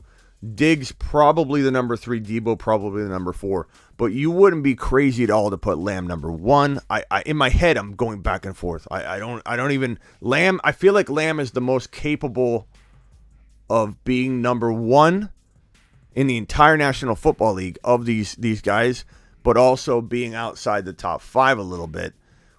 Top 6, even outside. Like he could finish 8 or number 1. He really has that much of a range. So he's kind of like, I don't want to say a little more risky, but he's definitely got more ceiling and comes with a touch more unpredictability. Because last year we thought he would do it, he didn't. I feel like I was a year early on Lamb. I really believe he's going to go absolute, crazy in 2022. But these are all very close. Like you literally could tell me, hey, I'm at 12-13, pick 2 of these guys, and I'd be just completely happy grabbing any 2 of them. Debo is probably the lowest ranked of the 4 though, only because, it's like you just wonder, did he run up the gut too much last year? I don't mind him playing wide back. People are a little crazy about this whole wide back thing, but he actually played running back for a handful of games and carries and series, and so I just worry a little bit about the wear and tear of that in injury. I kind of like, in a weird way, because I don't love the Raiders situation as much as everybody else, Lamb's in one of the most potent offenses in the NFL, and the Cowboys, they're top 5 potency. They're just going to be top 5. Diggs is going to be in a top 5 offense potency. Debo's going to be in a top 5 to 7, maybe top 10 offense potency-wise. But give me Lamb and Diggs if you want more secure, like a good combination of security and upside. I don't know. Lamb and Diggs, I guess, final answer. Although Adams was my first-ranked wide receiver when we started talking. So it's like, that's how close it is. I literally changed my mind in the middle of it. Awesome. He has one other question about a couple quarterbacks, if you don't mind. Yeah, go ahead.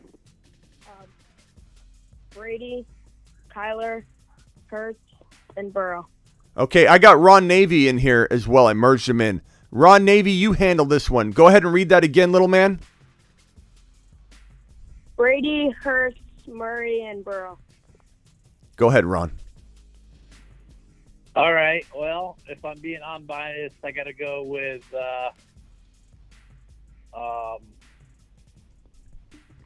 Hurts gives you the best upside as far as overall running and passing, and then Burrow, and then Brady is your best pocket passer of all. So, what league are you? Are you in a quarterback 4-point per touchdown or 6-point per touchdown? 6. 6-point? Yeah. Okay, 6-point kind of counteracts the running part of it. So,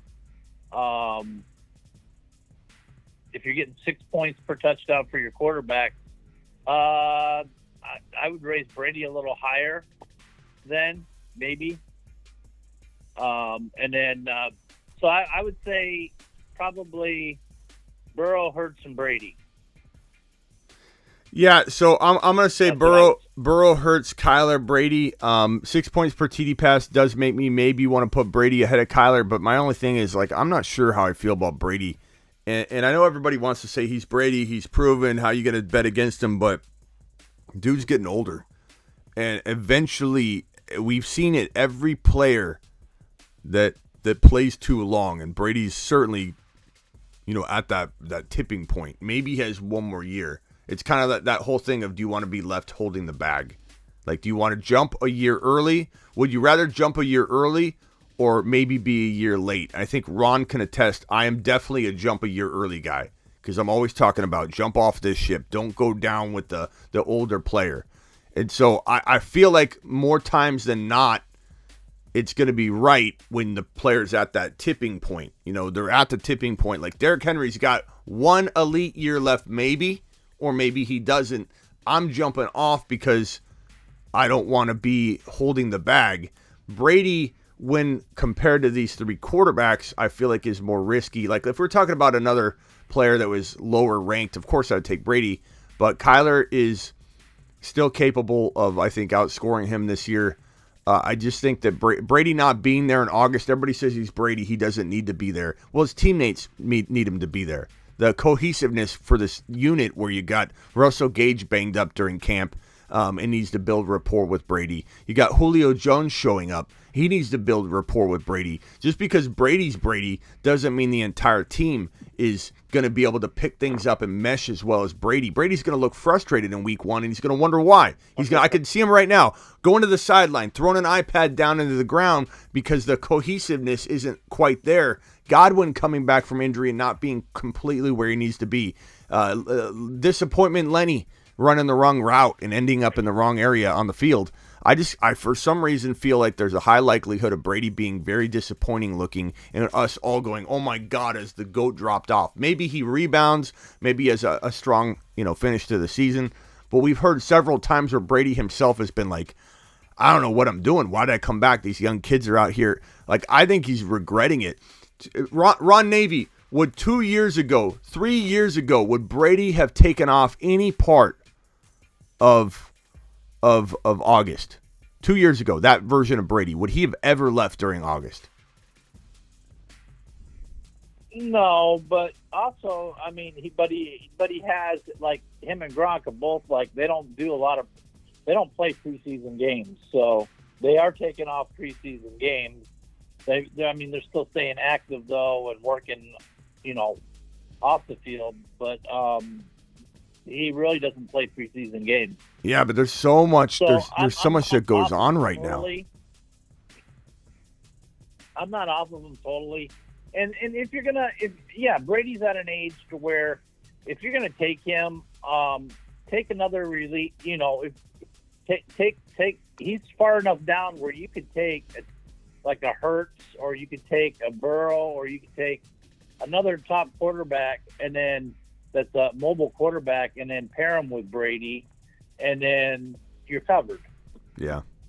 My final answer here, Mud Dog, and then I'm going to jump and get to some more callers. My final answer, Mud Dog, would be that Burrow by far and away is the top option here because of the touchdown production, the 6 points per TD pass that your league has. He is potentially the number one overall quarterback in fantasy football. I have Herbert as the number one, but we're talking about value, cost of entry. This guy is the last remaining player that can, I think, win leagues single-handedly at his ADP in round 6 or round 7 or equivalent value to this. Jalen Hurts is by far and away my number 2 of these two. And then it's just like it's a debate game for me. Kyler, Brady, Kyler. I really could argue both sides. But for me, it's Burrow and Hurts tier break. Burrow and Hurts tier break. I think these are both top 5 quarterbacks, top 5 to 6 quarterbacks in 2022. I only say top 5 to 6 because Trey Lance is going to be in that 5-6 range as well. So definitely feel like Burrow and Hurts by far and away, and then the other two are debatable. All right, appreciate you. I love watching your show. Yeah, appreciate both of you. Thanks, Smitty. I appreciate it. Yeah. Hey, Ron, you got anything else? Yeah, real quick. I was reading up on the hernia stuff, and it might not be the greatest situation for Walker. I'm over here crying my butt off because of Walker, but I was reading it can take 2 to 3 months to get back up to full speed, and even then, the odds of re-injuring that hernia, it can be pretty high, especially for a running back and the movement that he does. So I'm not happy about this situation at all. Yeah, it's not good, but I think there have been plenty of players that have come back. I'll do a lot of research on it and give people some facts on it, and there's a lot of risk and a lot of potential severity things that we need to look at. Like there are a lot of players that have come back very, very quickly from hernias, and it hasn't been a big deal. It just depends on the severity. It really does depend on the severity. But we'll attack that as more information flows in. Yeah, that's all I had. I'm mad at Ken Walker.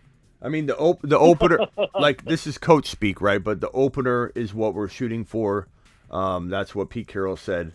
Well, it's not known how much time he'll be out. He'll miss some valuable reps. There's a lot of negativity that's going to drive his value down. And for me, he was already in round 7 or 8. I can't imagine how much further he's going to drop. And I'm completely all in if he's later than that, because what risk do you have? He's a win-a-league potential player still. It's just a matter of how bad is the injury. Well, there's nothing I could do about it. I got him on a butt ton of my underdogs. I mean, I got a very high shares of him. So, well, they're I'm hoping that'll be okay. But, yeah, they're talking about week 1, a potential, and again, the coach speak could be a lot more optimistic than reality, but I'm just saying they're already talking about opening day availability is the goal. So I think people putting the cart before the horse on this one in terms of panic could miss out on a real nice cost of entry value grab.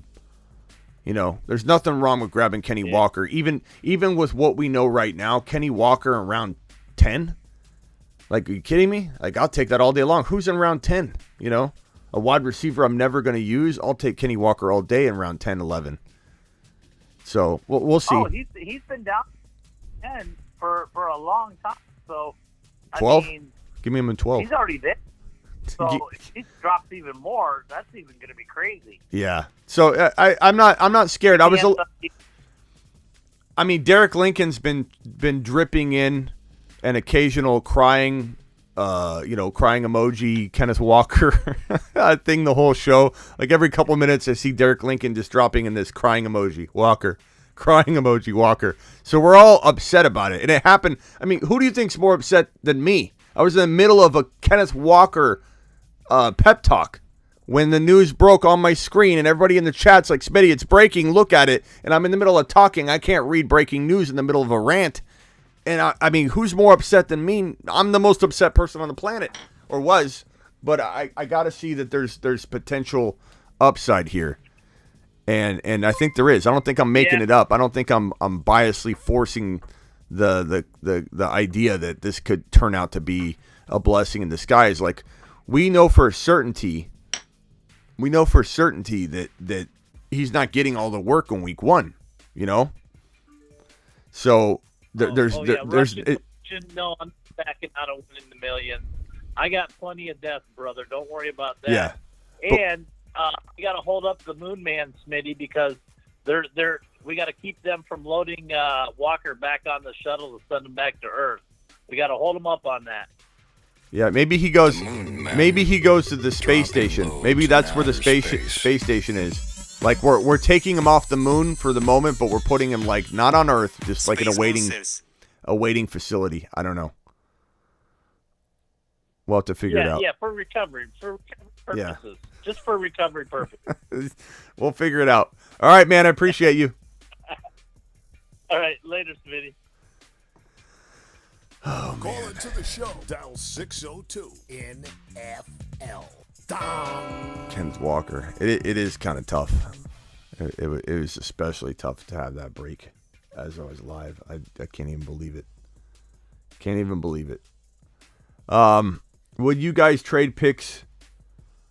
Wait till I don't know. You're talking about something mid sentence here, Russell. Let's see. Let's go to speed round. I think we're done with the phone calls for today. I appreciate everybody that dialed in.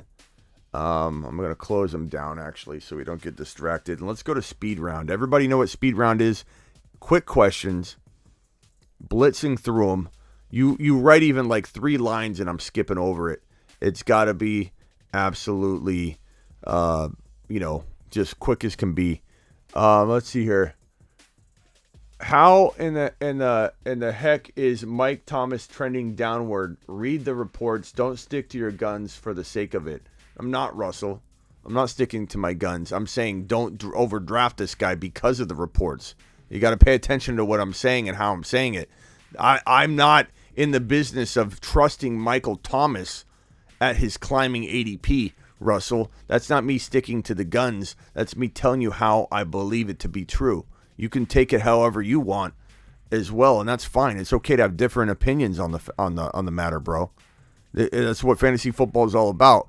Maybe I'm wrong. Maybe you're right. Maybe I'm right. Maybe you're wrong. Maybe we're both right. But sticking to my guns, I don't think so, bro. I already made it pretty abundantly clear that I don't want people to overreact to all of the news that's feeding into the MT's back, Slant Boy's back. We'll see, bro. We'll see. We do have voicemails to get to real quick. Let's go to speed round first. Everybody get their question going. Let's roll. It is time for the speed question and answer segment. Here we go. Speed round. Eckler, Swift, 0.5. Give me a tie on that one, but I lean Swift for some reason. Elijah Moore, CEH. Give me Elijah Moore, but I do love both of them. Just make sure you cut Pacheco. Keeper Mooney, 13 round. Dillon, round 10. JK, 15. I guess Dillon 10. JK. Give me Mooney, but that's really, really close. Let's see here. Gibby or Dobbins or Dillon Dynasty. Gibby's out, bro. Give me Dillon. Give me AJ Dillon. That's a clear one. A 4th overall pick. Who do you take in a 10-man? Depends. But I mean, if Jamar Chase is there, he's my number 2, and he's almost always there at the 4th pick. That's easy. Walker's rocket engine failed, says Michael. Not funny, Michael. Not funny. And guess what? He's still going to be a value. Get some. I have no problem with drafting MT in the 4th this year, to be honest. That is absolutely high Swaggy. Holy crap. The 4th round, bro? But I'm willing to forgive and forget. Oh, my God. That's high, Swaggy. That's really high, bro. That's really high. Unbelievable. Even if MT is good, look at the people throwing him their trash, says T-Bone. He doesn't like it. Let's go. I'm missing some of these questions, so I'm going to go to the bottom. Re-ask the question, and let's go. Swift and Javonte, give me Swift, but because I think I could get both. Gibby is no longer valid right now. It's B-Rob season. Wide receiver 1 in KC, probably Juju for now, but I think it could definitely be Sky Moore by the end of the year. Thank you, Ron. I don't know what that said. It was really long, so I skipped it real quick. Best 10, I think you're responding to somebody else. Best plus 10 round tight end. Probably Knox Goddard's going to go earlier than that, but I want to say Goddard anyway, just in case. Some of these are too long. I'm skipping them. Goddard or Knox. Pickens or Garrett Wilson. Give me Pickens, but that's an arguable one. Thoughts on Spiller? He's a must cuff. He's in a good situation, but a player that, he definitely disappointed at the combine, but maybe he develops and gets better at the pro level, and he's definitely in a good situation. Does ETN have a monster season? I believe he does. Javonte Williams or Josh Allen keeper? Give me Javonte, and you could get Burrow back. Burrow's an amazing value right now. How many wide receivers and running backs are you drafting in a max and underdog? It's different every time, bro. I just want to. It depends on bye weeks too. If my bye weeks are all perfectly aligned, you can get away with drafting less at the position. Sometimes you have 3 players with the same bye week, and you got to double up on wide receivers. Where does Hurts finish? Top 5 or 6? Thanks, Ron Navy. How about you, Smitty? I don't know what the question was. If it's short, you can put it in here. Tyreek Hill and Jalen Waddle at their ADP. Give me Tyreek Hill. I think he's a fantastic late 2nd round pick right now. Cook and Madison for Swift. Give me Swift. Barkley or Fournette. Give me Barkley. Best draft position. Give me the 12 pick or the 1 pick. DC says Ty Hill or D Adams. Give me Adams, bro. Adams by a lot because he's a 1st rounder. Tyreek Hill is at 2nd. Waddle or Pittman or McLaurin. Give me McLaurin, then give me kind of Waddle and Pittman as a tie, personally. Burrow or Lance, give me Burrow, but I love both of them. Burrow wins leagues. It also kind of depends on the scoring. If it's 6 points per TD pass, then Burrow by a mile. If not, they're pretty close. Westbrook, Akeen, what about him? What account? Traylon Burks, give me Burks, but I don't really want either of them. Cooks or Metcalf, give me Metcalf, but I can understand anybody wanting Cooks. My ideal auction squad, that's a longer conversation, Zach, but give me Javonte, give me Breece Hall, give me ETN, give me Jamar Chase. Give me Jamar Chase and Burrow to start off the team, and then maybe build around that and see what I've got able to purchase after that point. Diggs, CD, or Debo. Give me CD, Diggs, then Debo, but that could change with the wind. JJ for 50 or Lamb for 40. Give me JJ for 50, I suppose, but I love both of them. Najee or Swift. Give me one in one league and one in the other. I like them very, very close. Kelsey or Kyle Pitts in Dynasty. Give me Kyle Pitts by a mile. In redraft, I'd take Kelsey, but Kyle Pitts is going to have a good year. Higgins or McLaurin. Pretty close, to be honest. I'd probably go, like, you want safety? Higgins is probably safer. If you want upside and you're thinking maybe that McLaurin gets another quarterback soon, and you're talking about long-term value, maybe McLaurin, but in 2022, probably going to be pretty easy to say Higgins is the safest. Najee or Swift, already answered that one. Penny or Walker. Honestly, early on, you got to go Penny's playing, but I'd almost rather say I'm not drafting Penny to start any of my fantasy leagues, so I'd much rather just hold Walker and wait for that to develop, and everyone's going to jump ship on him. They're going to think it's impossible for him to grab the job in week 4 or 5. I think people are going to overreact. I can already tell. Breece Hall or A.J. Brown. Give me A.J. Brown. His ADP's in round 3. Breece Hall's ADP is round 4. You can own both of these bad boys, and I love both of them. What's up, Benny? I appreciate you, Benny Blanco, in the house. To the moon. Thank you, Meet the Woo. Metcalf or St. Brown. Give me Metcalf, but I love both of them. Sutton or Judy. Give me Judy, but both have the potential to be the number 1. Best QB wide receiver stack by far and away is Joe Burrow and Jamar Chase. Easy, easy, easy. Jamar Chase, JJ, or Cup. Give me Chase, JJ, Cup in that order. Javonte Williams for a 7th, or Cam Akers for a 15th. Javonte Williams for a 7th, and it's not even close. Like, not even in the same universe or ballpark. Pollard, Stevenson, or Pierce. Give me Pollard, then Pierce, then Stevenson. But honestly, one little piece of itty-bitty news to back up what we're already knowing and hearing and seeing out of Stevenson. He's taking on the James White role. Absolutely love him. He could be a win-a-league player. I love all three of these guys. Stevenson might even be the safest of them. He might be the riskiest. We don't even know yet. Things are still shaking out, shaping in camp or in preseason. So we don't even know what's going to happen, bro. Those are all three very good names to toss out. Very hard to rank. Herbert, Williams, or Hurts and A.J. Brown. Give me... Whoa, those are close. I could argue either side of that, to be honest with you. Swift or CD, give me either one depending on what you expect, in terms of the best player available approach for your round 2 and what you're looking at, because honestly, I could argue either one. Harris, Cup to Stevenson. Damian Harris, Cup to Stevenson, fire. It could be baked in, boys. Depends on your cost of entry. Breaking Bad or Game of Thrones. Man, that's tough. I'd say Sopranos is my number 1 show of all time. Then I'm going to say Breaking Bad. Then I'm going to say Game of Thrones. But that is ultra close, bro. Ultra close. Succession's getting up there. I love this show, Succession. It's so good. If you haven't watched it, you need to get on that right now. Hall or ETN? Give me ETN right now. And the ADPs kind of indicate that. ETN's going to go in the 3rd. Hall's going to go in the 4th. But both, I want both, and I can own both. Algier and Pierce. Give me B-Rob. Give me B-Rob. Give me B-Rob here. I feel like the goal line carries and touchdowns make him more valuable in general, but Pierce could have something to say about that. So B-Rob and Pierce are really close. Algier's a little bit more of a risk, but that he should also have a shot. These are 3 deep call monsters, bro. Just absolute deep call monsters. Meet and greet. We're definitely going to do a meet and greet in Vegas this coming, maybe during the NFL draft time frame or the March Madness. We're going to try and get up there. Spartacus is in my top 10 TV shows of all time. No doubt about it. Maybe even top 6. Spartacus, absolutely. Yellowstone is definitely in the top 10 right now for me. Tacos or Mexican Coke. Give me tacos. I mean, give me the food.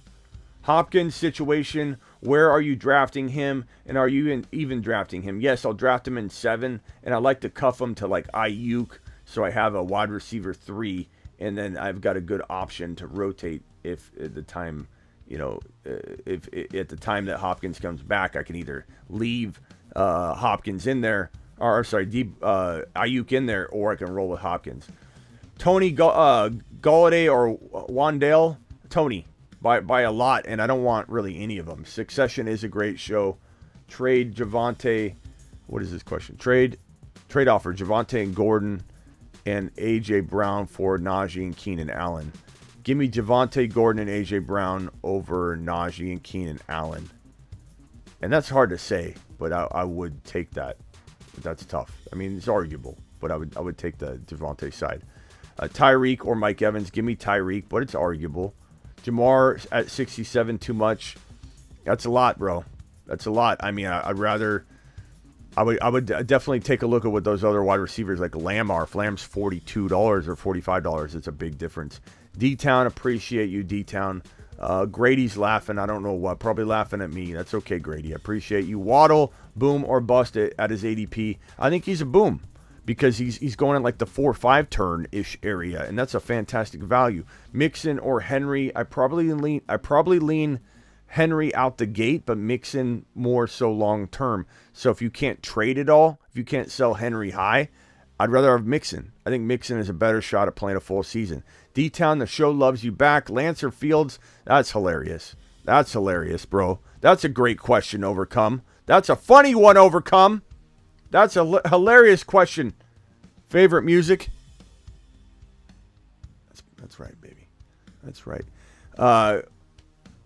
Willis will start the year. Yeah, will Willis start the year? Absolutely. I think by like week 5, he'll be in there. Week 5 or 6. Chase over Eckler. Give me Jamar Chase over Eckler in a PPR. Even at 0.5, I consider it.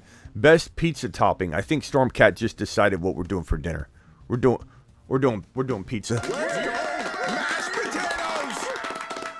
How does it feel? Like, how does it feel? I'm just curious. How does it feel to know? Let's get out of here. How does it feel to know you just decided what I'm eating for dinner? I mean, that the power that this show has. You literally decided the course of my eating habits tonight. I don't know if it's going to be Lou Molinati's. I don't know if we have time. A little Bed Bath and Beyond. I don't know, but we're gonna get it done. We're gonna do it live. Absolutely appreciate everybody being here. Lou Molinati's. I hope to get Lou Molinati's back as a sponsor this year. And look, Lou Molinati's. Even if they become a sponsor or not, I still support them because those are my people. I throw them up all the time. They definitely take care of me, so I'm going to continue to do so.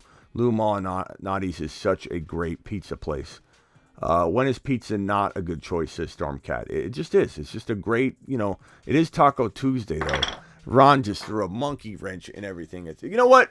I don't go by that because it's Taco Wednesday, it's Taco Friday, it's Taco Saturday. I don't really go by that, but Taco Tuesday does have an allure to it. And sometimes you get those taco specials that kind of intrigue you. And, I don't know. I'm kind of feeling like the pizza's already been hammered home, in the noggin. Like I feel it as a part of my being right now is eating a Lou Molinati's pizza. Lou Molinati's, yes, definitely the best. Signature pizza at Molinati's. That'd be great. All right, guys. We got voicemails. I almost left the show without doing some of these voicemails. Remember the one at the very beginning, the Bruce? I didn't even answer it yet. Hey, Smitty, what's a better handcuff running back wise? The Chiefs running back field or the 49ers running back field? So the Chiefs running back field or the Niners running back. So San Francisco running backs or KC running backs. I got to say the Niner running backs. Not that the KC running backs can't become very potent and very intriguing. They very much could, the Bruce. I could see it happening, but I think you got to take Mitchell. He's got the highest ADP, right? So if you're going to swap me out the Cruz, right?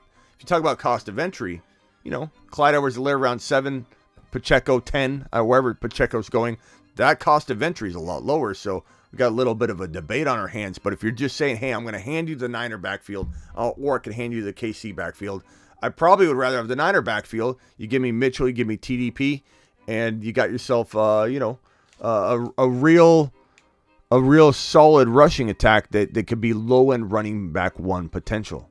You know what I'm saying, the Bruce? Kenny. Hey, Smitty, I haven't heard you talk too much about A.J. Dillon this offseason. True. I just think it's a case where there's guys in that range where you'd rather have them. Where do you have A.J. Dillon in Dynasty? Yeah, I did a video on it before saying that because he's going so high, like the 5th and 6th round sometimes,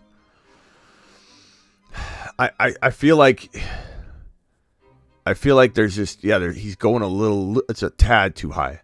But do I think he could be the future in Green Bay? Yeah. I mean, Aaron Jones is a cut candidate for 2023 because of his salary. I think they get like 12 or 13 million back if they cut Aaron Jones.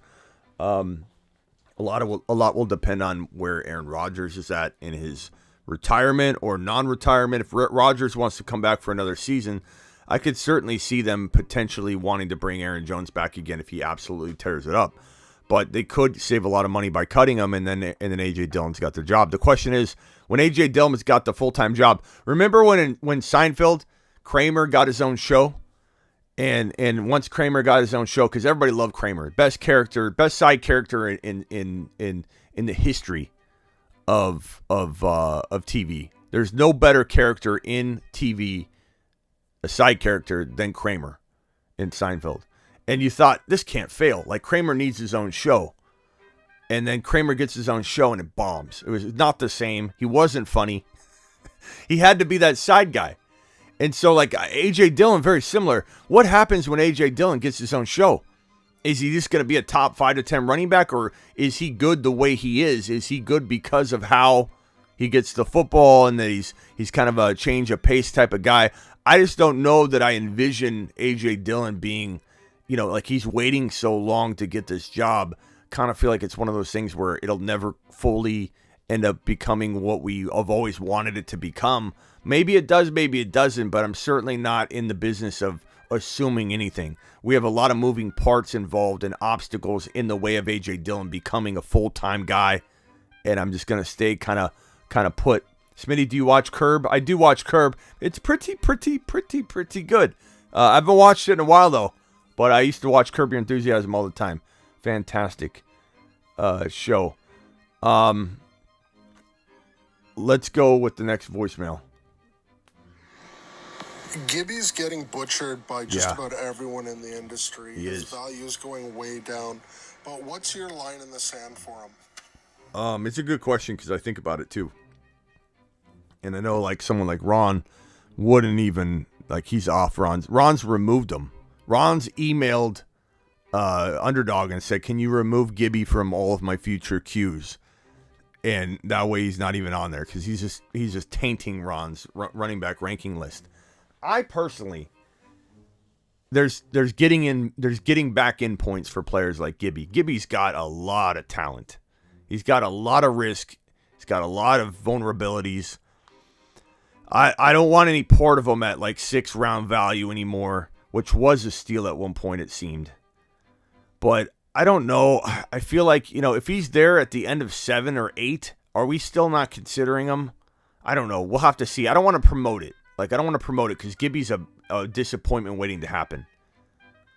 So I feel like I'm gonna say that Gibby is an avoid for the most part, but definitely could see myself getting back in like end of round 7 or top of 8. Let's call it 8. Let's just be safe and call it 8. In round 8, we're talking about players like, let's pull it up. ADP data. Round 8 consensus would be roughly 12 times 8. You're looking at like 90. Let's go in the 90s. So let's go 90.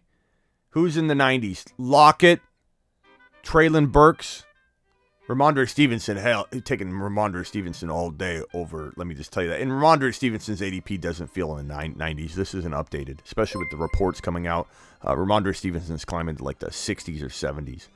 Russian collusion dropping the massive wad. Mashed potatoes! Yeah, buddy. Thank you, collusion. Collusion's coming with fire. Come on, space crew. Pizza is not cheap. Here's $10. What's Russian collusion been doing lately? He's coming in hot with the super chats. Okay, so let me just say this. Who told me that I was having pizza tonight? Was that Stormcat? Am I remembering that correct? Who was it that said, Smitty, you should have pizza tonight? Or said something about pizza, and I took it like, okay, it's pizza tonight. You just decided what I was having for dinner, Stormcat, or whoever that was. And collusion, you just sealed the deal. Like, I'm calling Miss Smitty right now saying, we're ordering a pizza pie, and we're doing it now. Please. That's what I'm doing. Thank you, collusion. 90s, we're in the 90s. Robert Woods, give me a break. I mean, come on, Ron, can I ask you a question? Ron, you're taking Gibby over Robert Woods, though, right? Gibby over Traylon Burks in a redraft? Of course. Gibby over Drake London in a redraft? That's one that could be debated. I think a lot of people will take Drake London. But, I mean, that's what we're talking about when we're talking about 8 to 9 round territory. It was Stormcat. It was Stormcat. Stormcat, I'm having pizza because of Stormcat. Mashed potatoes! And I'm more so doubling down on it for certainty because of Russian collusion. Mashed potatoes! And I'm drafting Gibby in round 9 because I just looked it up. Mashed potatoes! But I'm not telling anybody about it because he's an avoid. He's a total avoid. It's just one of those things where, like, you ask the question, where would you draw your line and be like, don't tell anybody, this feels really uncomfortable. I just said I'd avoid him. Stay away from Gibby. Stay completely away from Gibby. Would you take him in at 95 overall? Yeah. Why not? Why not? What if B-Rob goes down? Gibby's the best handcuff in fantasy football right now. Gibby's a super handcuff. He just became a super handcuff. Gibby! B. Robinson's the starter. Gibby just became a super handcuff. This just happened. I will take Woods the final round, says Overcome. What did Ron say? I'm not taking either Gibby or Woods. There you go. That's logical. But I will quietly, don't tell anybody I said this. I will take Gibby in round 9 and feel very good about it. Like, he's a super handcuff in round 9 territory, but we're staying away from him. Deep dish or flat, Brett, we're going deep dish. But Miss Smitty's not a big fan of the Lou Molinati's deep dish pizza. But I am, and that means I get the whole pizza pie. Let's go. She's not as big of a pizza connoisseur as I am, so we'll get Miss Smitty what she wants, right? And we'll get Smitty what he wants. I'll go to 2 different places. I'll live stream it on Instagram like I always do. Smitty, why should I follow you on Instagram, Smitty? Why should you follow me on Instagram? Because you get a whole different Smitty. It's more behind the scenes, Smitty. It's me going to these food places. It's as soon as I get off this show, I go on Instagram. I start talking with my boys on Instagram. We go live all the time. I'll go get a pizza pie. I'll go get my food. And that's kind of how that works. So if you want to be a part of my Instagram world, whoa. If you want to see that, then get on over to my Instagram, and that's where you're going to find all that information. So definitely feel like if you aren't over there, you're missing out. Smitty is a dynasty guru talking about redraft. I mean, I love both, bro. I'm a dynasty guru and a redraft guru. I consider myself an equal in that. Gibby going in the 5th still, not right. No, he's not. Nolan, not. I mean, it's gonna take a little bit of time for the ADPs to adjust, or you're drafting against like computer auto generated stuff, or you're drafting against a bunch of unknown Ungers, or worried Williams or perturbed Peters that don't know what they're doing, Nicholas. There's no way Gibby's going around 5 in a legit draft. If he is, take full advantage of those people. Start, joining leagues with them. To the moon. Mario, you go to the moon, young man. Instagram, follow me, the Fantasy Football Show. Let's go. Okay, next comment is here. Let's see here. Let's see. The Bruce. Hey, Smitty, how do we feel about Albert O this year? First, we were high on him. Then I guess we were on him. Now I really don't hear us talk about Albert O on the Broncos. What's our line in the sand to draft Albert O?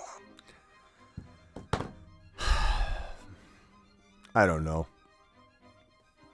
I like to pretend I have the answers for everything, but this is one of those ones I just don't know. Like, I can make something up, but I'm not gonna. Albert O, we don't know. We don't know about Albert O, because they could line him up all over the field like they've said, or they could not even use the guy. Use the rookie, or who knows what's going on. He's got upside for sure, okay? I like him to a degree. They drafted this rookie for a reason, and they're going to use him. But Albert O could be used as a wide receiver. He could be. I like him, the Bruce, at a certain point. Like, end of the draft, deep league, you didn't get a good backup tight end, draft Albert O, if you even draft backup tight ends. So, it's a good question, though. Smitty answered my question in the chat. Cortland Sutton or Jerry Judy. Smitty said Judy, says Terry. Thank you, Terry. All right, let's go to voicemail group number 2. Oh, we got a few. Kevin. Hey, Smitty, I got a good voice drop question. Do it. I'm going off rookie wide receivers. A guy that I'm really high on is Drake London, and I'm going to explain it. Like, here's my question. Is like, why would someone like George Pickens be a more intriguing option? Because with George Pickens, I love the talent, but the thing that scares me off about somebody like Pickens is the fact that, like, I don't love the situation with Pickens. So you've got a great defense in Jake. Pittsburgh. Games, sub-quarterback play, and a receiver core filled with Chase Claypool, Deontay Johnson, Pat Pryor, so he's going to have competition for targets. I'm losing my patience here, Kevin. This is taking an awful long time, and Jake just dropped another. Yeah, I think Kevin was done anyway. Oh, Kevin's got more. Kevin's got 48 seconds more of this. Okay, Kevin. Versus someone like Drake London, he walks into a situation where the Falcons have a less than stellar defense, so they're going to be down in a lot of games. Plus, also, his competition for targets there. I'm just kidding, Kevin. Outside of Kyle Pitts, that's going to be Drake London's biggest competition for targets all year long. Plus, also, how there's going to be a good amount of games where the Falcons fall behind by a decent amount. And Drake London, I could see him as a guy who could really. Okay, I think I got it. Kevin, I'm sorry. I'm kind of joking with you. I kind of am trying to rush it along because it's 2 minutes of a voice. I can't. It's got to be quick. It's got to be. This is like the rapid fire. It's got to be quick. You put to sleep half the audience. We lost 10 viewers during that clip, Kevin. We lost 10 viewers.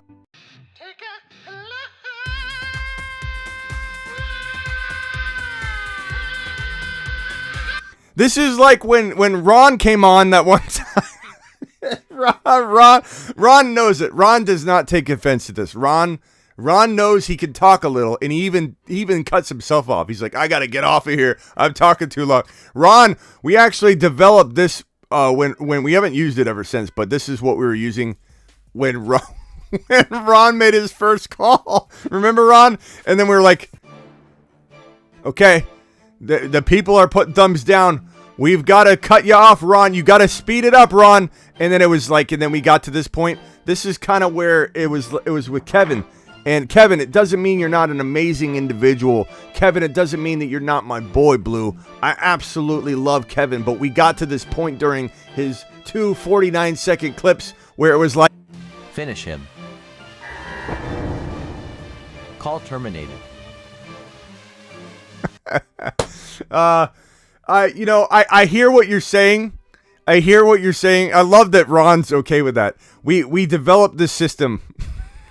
Ron, you gotta feel, Ron, do you know how many hours I probably put about an hour and a half into all of this graphics. We haven't even used it in forever because of you. You basically triggered about 2 or 3 hours of work for me that we haven't even used yet. Let's use it more often, okay? But people got upset when we'd hang up on them. We'd put people on. The audience would vote them down. We'd be like, okay, if this call is boring, and then we get more votes, you're on the precipice of getting hung up on, and then I'd hit it. Finish him. Call terminated. Then we'd hang up on the individual, and then they'd never call again. They'd be really, really saddened by it. So, Kevin, to answer the question. The long question. We lost 15 viewers from all that. I understand what you're saying about Drake London, and I'm fine with it. It's like, this is a preference thing. Pickens or London or Pickens. It's like, do you want a dime or do you want 2 nickels? You know what I mean? Like, there really is no argument for me. You can take Drake London, and I totally understand. He is banged up. He does have to share with Kyle Pitts. He does have to share with a number of people with a lot should I say not a lot lesser passer situation, but I mean Pickett looks pretty good. Ritter looks pretty good. We don't know what we have, and I think we could argue back and forth on that. Is Kevin in here? I hope Kevin's taking it well. Kevin's my boy, so Kevin's the man. I love Kevin. Kevin's an absolute monster. He's on my text line. He's on everything. I hope Kevin took that well. Some people don't. Some people's skin is a little thinner than others. I think Kevin's got the skin of an elephant. You know, I don't think you can penetrate that bad boy. I think like Michael K. CPA. Does this look like the man you could offend in the elevator? This guy will audit you without even batting an eye. This guy, Michael K. CPA, sitting right in front of your face. He doesn't care what you think. This guy doesn't care what I think. Michael K. CPA will audit you to kingdom come without a batting an eye, and he'll go have pot stickers at the end of the night with finger foods. This guy right here. He doesn't care. He doesn't even think about you after he audits and ruins your life. Michael K. CPA is a monster. He's a machine. And he says right here, what do you know about Nico Collins, Houston wide receiver, moving up ADP and projections? He's good.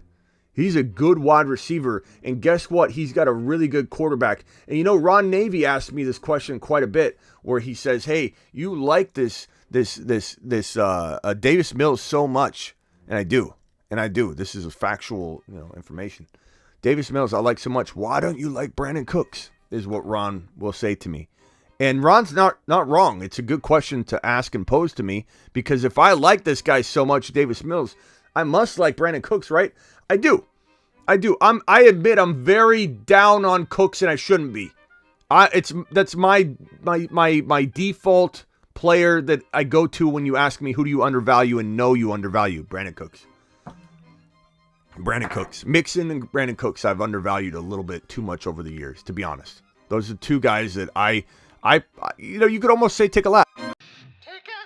We all have them. We don't know what it is. Is it previous injury that influenced us to stay away? I don't really know for certain what it is that made me doubt Brandon Cooks. The concussions most certainly would probably be it.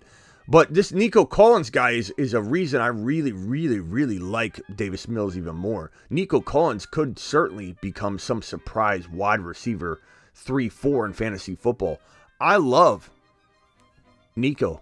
I think Nico is going to be phenomenal. And I apologize. I need to take a lap. Jake, I did scream for you twice when you did super chat this, but I didn't read it. Pizza ain't cheap. Moonmen support sending it up to the space station. Jakey boy, are you still here, Jakey? Jakey! Let's go! Mashed potatoes! Yeah, buddy. Getting the pizza workout in, buddies!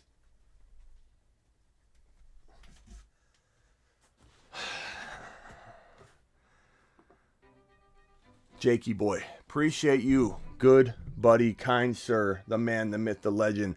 Kevin, thank you for the 5.5-minute voicemails. Appreciate you, my man.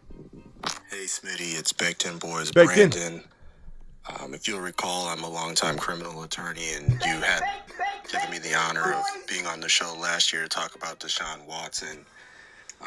Leaving a message about Alvin Kamara. I've done a lot of criminal cases, and most judges don't like to keep a case outstanding on their docket for over a year with no kind of progress in the case. So I think there's a really high risk that something happens during the NFL season this year. I've had Alvin Kamara on my team every year since his rookie year, because I'm a big Saints fan, and this is going to be the first year where I'm not drafting Alvin Kamara at all. I even had Alvin Kamara in your door league last year, in which I came second place. So I'm really disappointed, but I'm not drafting Kamara. Take that for what you will. Wow. That's definitely a great take. Baked In Boys calling in. Baked In Boys. Baked In, if you want to call in real quick, I'll open the phone line up, and maybe, if you want to ring in real quick, we'll talk about it briefly. Jakey, collusion, Jakey, Terry Roberts sending me on my way to get some pizza pie today. Baked In Boys, dial into the show, buddy boy.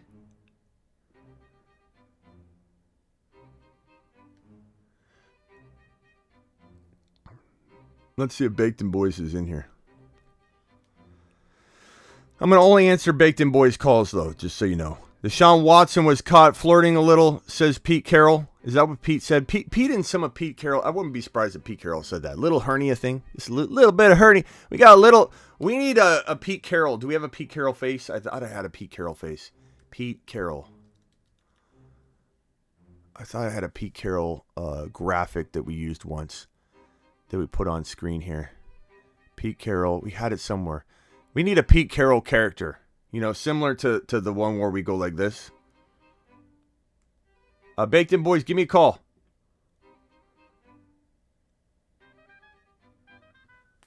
Let me send this message to Baked In Boys real quick.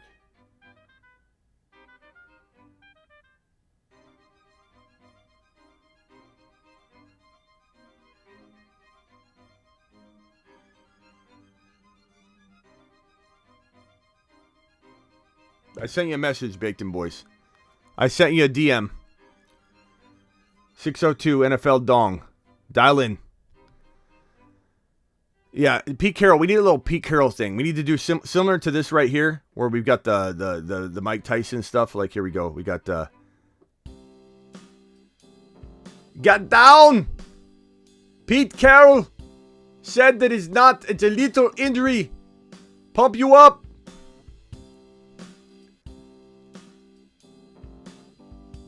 I like my running backs without hernias. My running backs, I like them better. I like my people. I like my people without hernias. Hernias are not good. Fantastic are players without hernias. My people, I like my people. I like my Pete Carroll with his shirt on.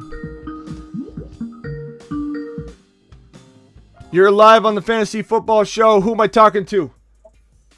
Hey, it's Baked In Boys, Brandon. Baked In. Hold on, we got to hit your intro music.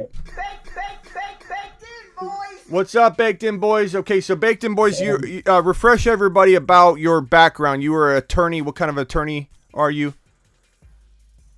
Criminal? I did primarily criminal law, but I've done some other areas as well. Yeah. I'm like mostly criminal and family law. Okay, criminal and family law. So Tony the attorney comes on, drops some major, awesome gems and knowledge. You've come on here before and dropped some as well. Let's talk a little bit about Kamara. We've got Tony's perspective, which I respect, and Tony's so full of knowledge, and you are too. But let's talk about, so if we're saying Kamara, here's my concern with Kamara, and you tell me what you think about Kamara.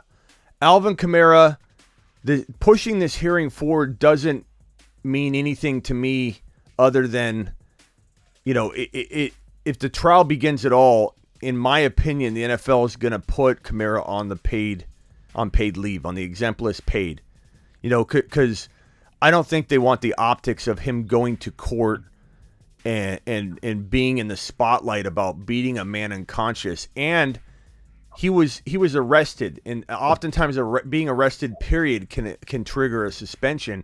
And now the NFL has the stance where they typically like things to play out before they make a determination. So what people are doing is they're hearing from Schefter, and they're hearing from different reports that if Kamara's hearings move forward 60 days, the likelihood of a concluded trial is now looking like 2023, and therefore if the results won't be known until 2023, and the NFL typically likes to hold off on dishing out discipline until they know what's what in criminal, that means Kamara will avoid suspension. But what people aren't factoring in is that if a trial begins at all, and as you're about to, I think, highlight, there's a high likelihood of the trial beginning before the season even comes close to an end, the NFL is going to act in terms of, let's get the optics of this thing,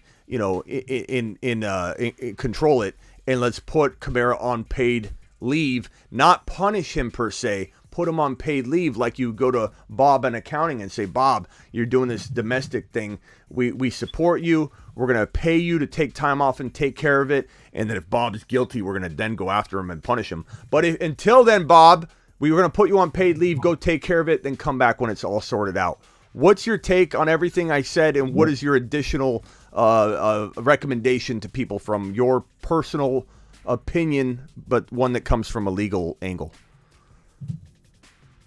Yeah, I think you're totally right. Number one, paid leave is not per se considered to be any kind of punishment. If you'll recall, that's what Colin Kaepernick was protesting about when he was taking a knee. He was saying these police officers are just getting paid leave. That's not a punishment. You're totally right about that. With the Alvin Kamara case, I haven't followed all of it really closely, but the reality is, I'm sure his attorneys are going to try to file a number of continuances, and there's got to be a reason. It's not just because Alvin Kamara wants to play football and he's an NFL player is not a justification for a continuance. Mm-hmm. Yeah, So, even in you're not going to get them. And so, okay, yeah, there are cases that, take like a year before they go to trial, but that's more the exception than the rule. If you think about it this way, what about the guy who got beaten the crap out of? Doesn't he deserve his day in court? Is it fair to him to wait over a year at least for nothing? Yeah, and I've been on Instagram and YouTube. The judge, I mean, like I said, like maybe Kamara's attorneys might be crafty and they might figure out ways to file continuances, but it's, the judge is probably going to, first off, there's a chance right off the rip that the judge has had an opportunity already to see this tape that we haven't seen. And if it's heinous, the judge is a human being. He's going to want to give that guy a chance to have the criminal trial actually take place. Yeah. And what about a plea deal? Like, there's a lot of people talking about pleas all the time. Like, this isn't going to go to trial. So speak to that real quick. That could, okay. So, yeah, that could occur, but is that going to affect Alvin Kamara's time on the field? I think so. It depends what the plea deal is. If he's pleading to something, he's going to have to plead to a relatively light misdemeanor, which there's a big, I guess if we saw the tape, we would know. We would know how bad the guy was beaten up. That doesn't seem likely if the guy was beaten up unconscious and he was in the hospital. Wasn't the guy in the hospital for like at least a week? Bro, there's photos of it, and I'm sure that they took the best photos they could get, they could doll up to, right? That's the nature of this. But the photos looked awful. I don't know. I think the only reason the NFL hasn't done anything is they haven't seen the tape yet. I think if Roger Goodell, it's just like, for example, if you saw the Ray Rice tape, you're never going to see Ray Rice the same way again. No team ever will hire him again. I mean, now he's old, but after they saw that tape, who's going to hire Ray Rice? Right. To play football for them? Even as a backup. Whereas, like, before that, I mean, if you think, I don't know if you remember that far back, before that, the tone just wasn't the same. Yeah, and like I've said, that tape gets out to the NFL, Kamara, it doesn't matter where it is in this case. Yeah, and Kamara's not playing. Like I said over and over, that once the tape leaks, and you have had a lot of clowns hit me up the last couple of days at a lot of my Instagram comments and say things like the tape's already out, tape's already leaked. The tape hasn't leaked. There's footage or screenshots that people have of the elevator situation, and there's footage outside of the elevator that they have surveillance of. But there's no footage that's been released of the actual beating. And to my knowledge, and maybe the reports are all wrong, and I highly doubt it, to my knowledge, Kamara, the way that this went down, Kamara put his hand on the alleged victim's chest and tried to force him out of the elevator, like next elevator, buddy type of situation. Guy slapped Kamara's hand down. The moment he pushed Kamara's hand down, Kamara's entourage just immediately jumped the guy. Kamara also partook, according to reports, in that beating right there. Once the guy was unconscious and hit the ground, Kamara reportedly at least once and the other individuals kicked the guy while he was unconscious. If that video is released, he's done. He's done. So what I've been telling everybody is I'm not saying avoid him. I'm not saying this is going to happen. I'm not saying the footage will for sure get released. I'm not saying he'll for sure miss time. What I'm saying is when Adam Schefter or somebody comes out and says, now that the hearing's been pushed forward 60 days, a suspension is highly unlikely to impact Alvin Kamara in 2022, I think no one could speak to that. I think when you start talking about not certainty, because he said might or whatever, but said that there's a high chance that it won't happen or whatever his exact wording was, I think that's reckless because there's so many different components here. Like I just said, the tape leaking, that's one component. The fact that if a trial even begins before the season ends, it doesn't matter if the NFL sits back and dishes out punishment after it's all said and done. Like you and I just confirmed, they don't deem commissioner exemplis paid leave as punishment, and they would most certainly remove him from going to court during the week, hitting the field. This is what Tony, the attorney, said when he came on, is the optics of that are awful, that the NFL is most certainly not going to want out, in his opinion, and I trust you and Tony a lot, having Kamara go to court during the weekday and go hit the field on the weekend. And so removing him and giving him paid leave is not punishing him. That's giving him fair ability to go, cruise in a court of law. And so I just think there are a lot of components involved that could rapture Alvin Kamara from your lineup in later weeks in the 2022 season, and you're not baking in the risk. Like Baked In Boys, our attorney on the phone is going to tell you to bake in. High round 2. That's what I'm saying. If I was getting Alvin Kamara maybe in round 7 or round 8 or round 9, I'd definitely do it because you're going to get some games out of him. But I don't think you're going to get a full season. It's also another thing to think about. So you're talking about a plea bargain. A prosecutor is going to have to actually recommend that to the victim. And if there's a video of a guy getting beaten down by 3 or 4 of Alvin Kamara's bodyguards and Alvin Kamara, there's just an extremely low likelihood that we're talking about some really minimal. Yeah. So what you're saying, they're probably not even going to. A lot of prosecutors just wouldn't even. They may let you enter a guilty plea, to save some time, but they think that's a slam dunk case. Yeah, and so what you're saying is that they're not going to give you some. They're not going to agree to a pretty minimal plea bargain, which then they got to go around. They got to go face to face with that victim and say, "Hey, we're not going to do anything to these guys." Yeah. What you're saying is a plea bargain is not literally on the table because it's too heinous of a crime. There's no way that the opposing side is going to be okay with this dumbed down, small time charge. Because we haven't seen the video. Yeah, but assuming I think the video is going to be about like what you and I are saying it's going to be, which is really bad for Alvin Kamara. Yeah, I just think people like here's my final thought on Alvin Kamara, because everyone's taking what I'm saying. There's people running their mouth about the video already being out. It's not out.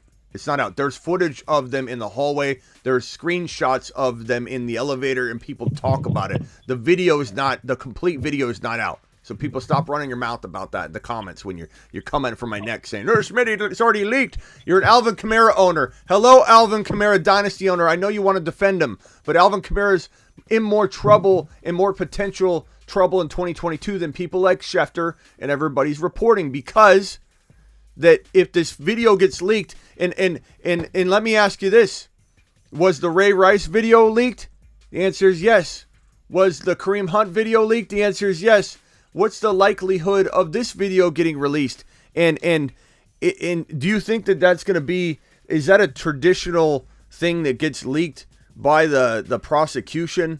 Like, how do these videos get out like that when they're not supposed to? Is it typically someone that knows somebody that you can't track who did it, but that always comes from that prosecution side? Or like, what is? Well, so a lot of the time it helps the prosecution because of the court of a public opinion. Yeah.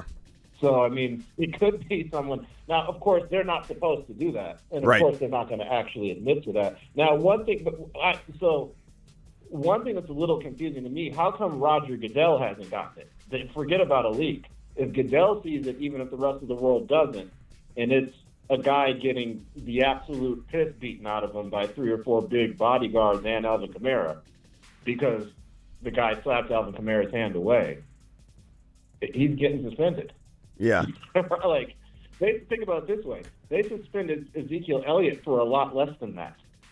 And if you recall, like a few years ago, Elliott's ADP was low because people thought he was going to get suspended for a series of things that there wasn't really very much evidence. So, like, one time he pulled a girl's shirt up at a parade, and then he got in a scuffle, but there were no charges pressed.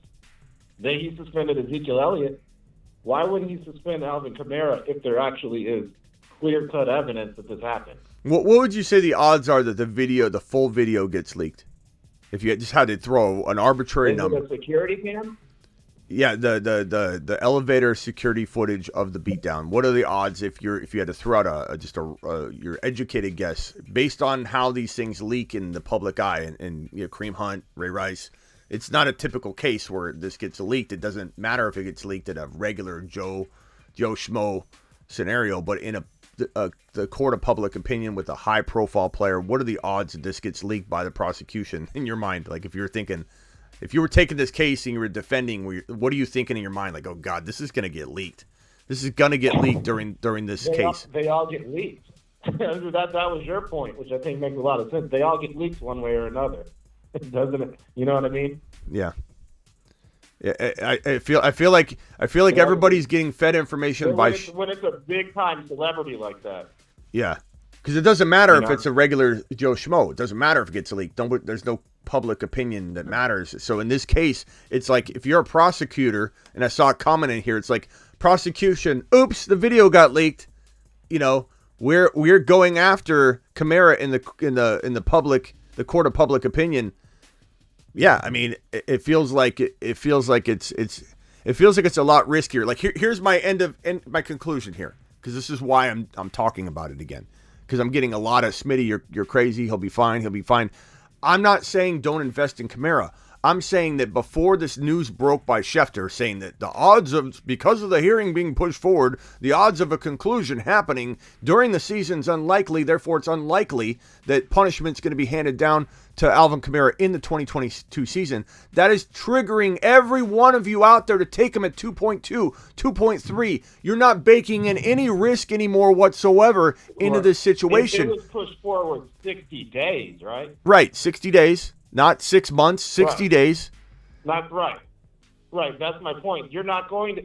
So, like I said, what Alvin Kamara's attorneys are going to try to do is file a series of continuances, which means it's like postponing, that step of the case. But they've got to have... The reason can't be, you see, Alvin Kamara is a professional football player in his football season. That's not a reason that's going to...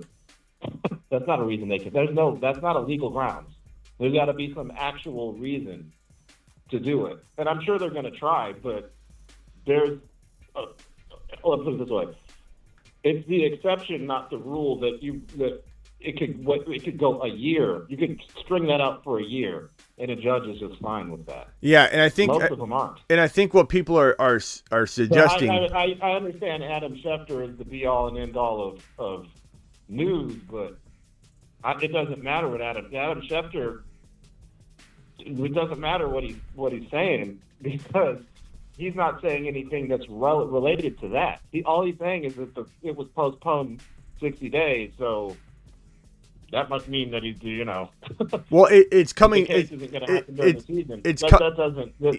The football season is longer than 60 days from now. Yeah, what it's coming down to is that is triggering Adam Schefter and other people to suggest that because the NFL is taking a stance of, we'll let the legal process play out, they think that now that it's going to take until 2023 to conclude, therefore they won't hand out or step in at all. And what I keep telling people is the NFL will step in if PR reasons dictate. They're all about PR. Everything is about PR.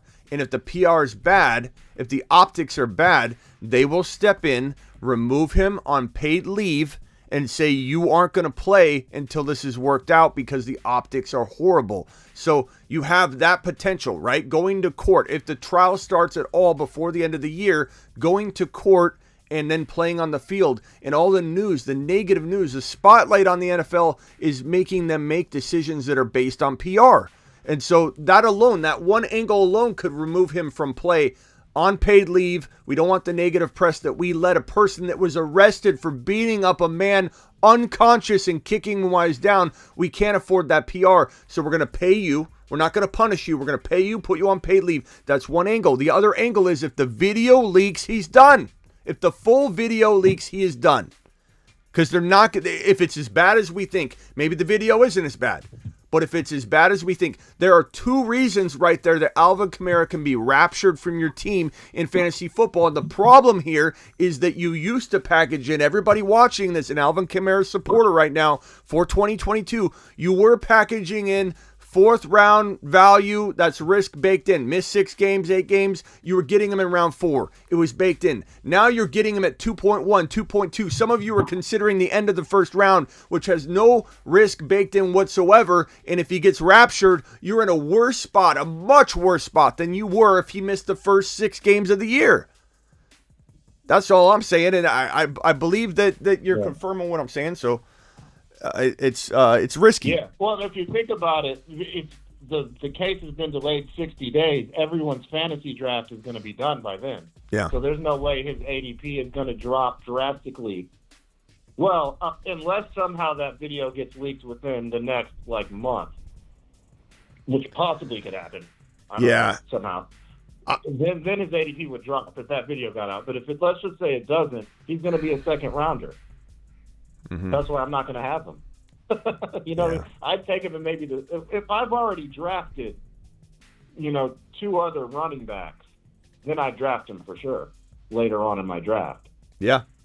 Or even if I've drafted a really good running back 1 and some pretty good wide receivers, then maybe I'll draft Kamara and be looking for Kenneth Walker would have been a guy or somebody like that much later in the draft. You could do that, but if you're drafting Kamara in the second round, you've either already drafted an RB1 and you're not drafting a wide receiver 1 there, or you drafted a wide receiver, or maybe even when it was Travis Kelce. But there's some guy that you're not drafting and you're picking up Kamara way too early, and you're not going to have him. I'm having a Kenneth Walker meltdown. I don't think the judge is going to extend this thing for a whole year for nothing. Not in a case that's all based on there's a video of them beating the guy down. So it's kind of not that complicated. Yeah. All right, Baked In Boys. Appreciate you, pal. I don't think they're stretching it out for a whole year. Yeah. Till the end of this year's football season. I appreciate you, buddy.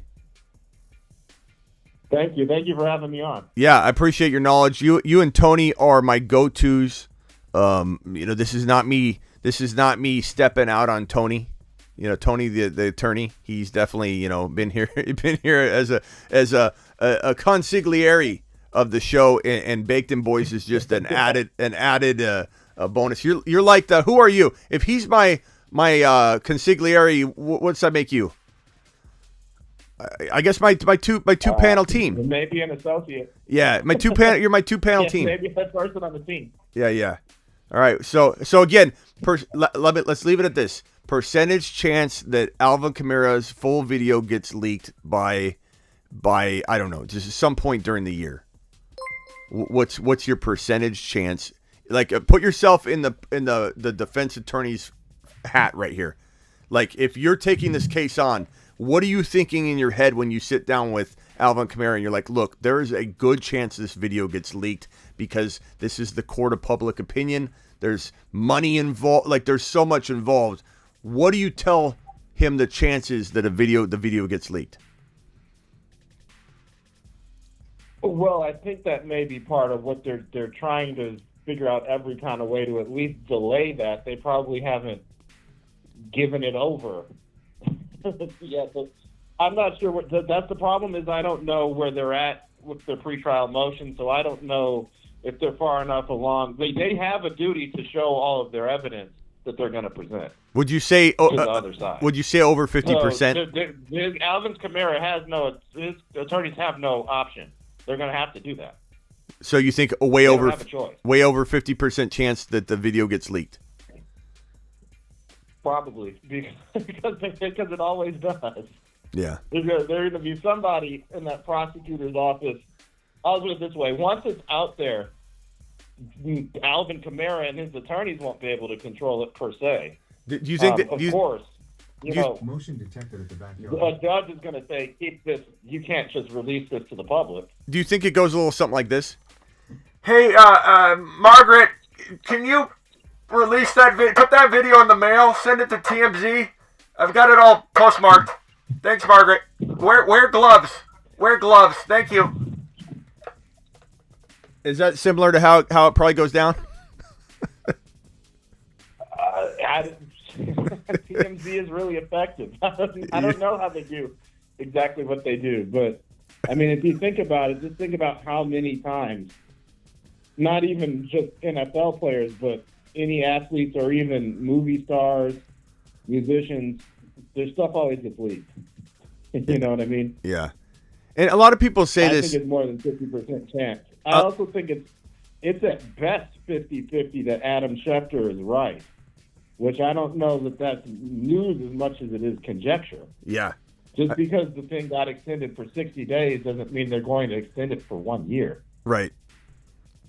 I doubt that. And again, you're trying to project what the NFL is going to do with the PR and optics of it, like that, and with the ability to put them on paid leave. and look at it like it's not punishment. It's more protecting the NFL's image and like almost saying we support you. Go handle this. You know, another thing that's crazy real quick while we're on the topic, and then I'll let you go because I know you probably have to go, and I'm going to probably end the show here in a second. I got to order my pizza and all that. But no one's talking about Dalvin Cook. No one's talking about Dalvin Cook right now. This situation is still, he's got a potential legal issue pending still, doesn't he? It's that domestic situation. I don't know if it got resolved quietly. Right. So I haven't really heard any news. I've been relying on you for the news. Yeah. Like well, I haven't heard any news. I don't know for sure if his girlfriend pressed charges or like what. We heard, well, we kind of just heard some rumors. I don't know exactly, you know, as far as I know, there wasn't actually something filed, but maybe there was. Yeah, can I ask you one more Kamara question and then we'll end it? A lot of people say settle. He's going to settle. He's going to settle. What is the legal angle for this thing to go away? It can't. I mean, at what point does the DA or the actual, you know, the legal system say you can't? This is too far along, and we have evidence that a crime took place. We're not allowing this thing to go in that direction. Can you explain to people from a legal perspective what it means to have something like this go away in a settlement when you're in the middle of a potential trial starting? Can you explain that? Because from a legal perspective, there's a certain obligation of the law to pursue something, whether it be the DA, right? If there's evidence of a crime, just like the Deshaun Watson stuff, there's no crime reported for Deshaun Watson, right? None of these people went to the police, but once the civil the claims were filed, the DA had an obligation, if I have this correct, you can correct me if I'm wrong, the DA had an obligation to look into it because now there is evidence maybe a crime was committed, which they had no clue was taking place. So they look at it, they poke around, they investigate, they either open up an investigation or they look at it and determine there's no crime here or there is a crime here. We're going to pursue it. The DA is going to pursue it. What are we looking at with this current situation with Watson? That could happen. Because the reason why that could happen with Watson is because when the DA decided that they weren't going to be able to get it through a grand jury, that there was like maybe 20. Now there's like 100 women. Yeah. So all those other 80 women probably have some different evidence. Yeah, definitely. But with the Kamara situation, that situation is really bizarre. Yeah, what about this one? It's gone way. I think it's to the point too where everybody's saying, "Oh, Deshaun Watson's just going to be fine. He's going to play." I think Deshaun Watson's addicted to doing what he did. Yeah, which means he's going to do that again. But even if he gets through all 100 cases, yeah, that's actually going to make it worse because he thinks he can get away with it. So real quickly, back to Kamara, and then I got to jump. Kamara, explain that process of how this could go away. And if that's even possible.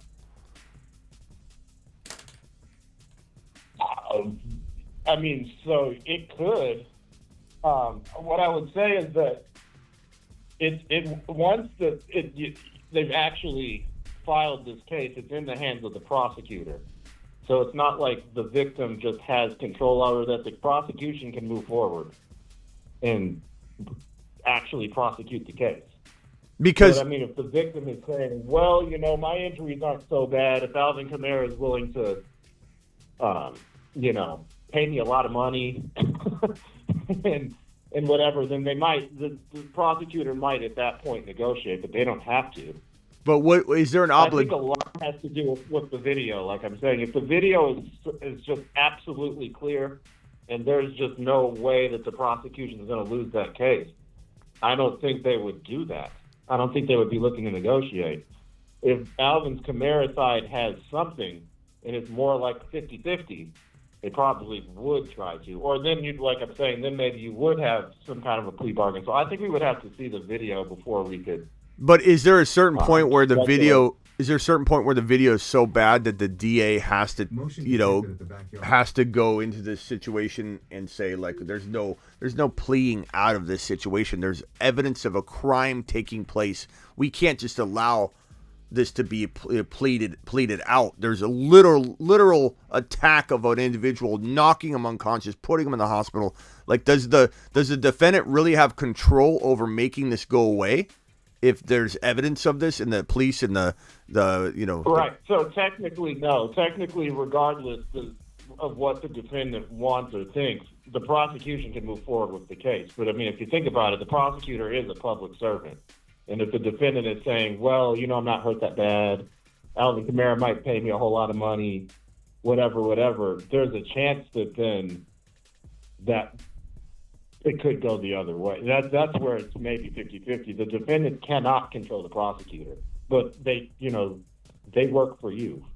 Yeah. So, I mean, if the defendant was saying, this is kind of how I feel about it, and the defendant, I guess we'd have to know what was being offered there. I mean, there's a chance that they would negotiate, but it would just depend on the strength of the prosecution's case, and kind of if the defendant is not really that upset about it, which, I mean, he got beaten up really bad. So if the defendant wants, let's say the defendant's like, I just want the money. Like, in order to get the money, and if they move forward, this has got to go to a civil component of it before he gets, or because other than that, like, the plea deal would be a quick way to money if they decide to move forward and just say, forget the money, we're going to prosecute. Is there a award that goes to the defendant in this particular case, or is that only going to be done with an extension? The defendant would have to, regardless of what happened in the criminal case, the defendant could bring a civil case next. So if he pleaded, and that's what they would have to do. So pleading could get them to money faster versus having to do this thing again in the civil sense. So is that correct? So that would no, I mean, you're going to have a separate civil case for what you're talking about. So if he wants to sue Alvin Kamara for $1 million in civil court, he's still going to have to file something in civil court and go through that whole process. But I guess what you're saying is, if Alvin Kamara agreed to some kind of a plea bargain that was way below what it should be, right? He'd be still playing football probably, but he'd probably have some kind of a suspension, and he'd be then the defendant wouldn't have to wait for a whole criminal trial, which Adam Schefter thinks is going to take a year just to begin. Yeah, or whatever. Well, but I mean, I guess that would save some time. He's going to have no choice but to sue civilly if he's trying to get a whole bunch of money out of Alvin Kamara. In the plea deal, he can't. I love that this guy Kerry's watching the live stream right now, but he doesn't know that he's watching this live stream from the beginning. So all of his comments are from the first 10 minutes of the show. And he's in the chat right now going, Smitty, calm down. It's going to be okay. Put down the chair, Smitty. This all happened at the beginning, but he's in the live chat and he's literally responding to the beginning of the video. But anyway, my last question and then we're done. In the plea deal, let's say like you said, he agrees to some sort of really low plea deal. It's head-scratchingly crazy. Is there a money amount that could be offered in the plea deal, or does it still have to go to civil to receive $1?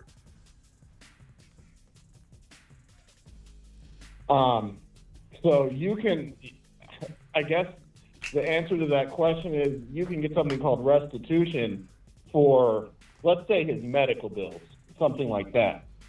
But not necessarily what would be considered quote unquote punitive damages, which is what he might be seeking in civil court, which would be, the amounts of money that you're talking about. So when somebody says, I don't know what his medical bills are because I don't know what the injuries a lot. But I mean, there could be some amount of money. Yeah, I think it was really substantial. Millions. Some amount of money that he could be entitled to by virtue of winning.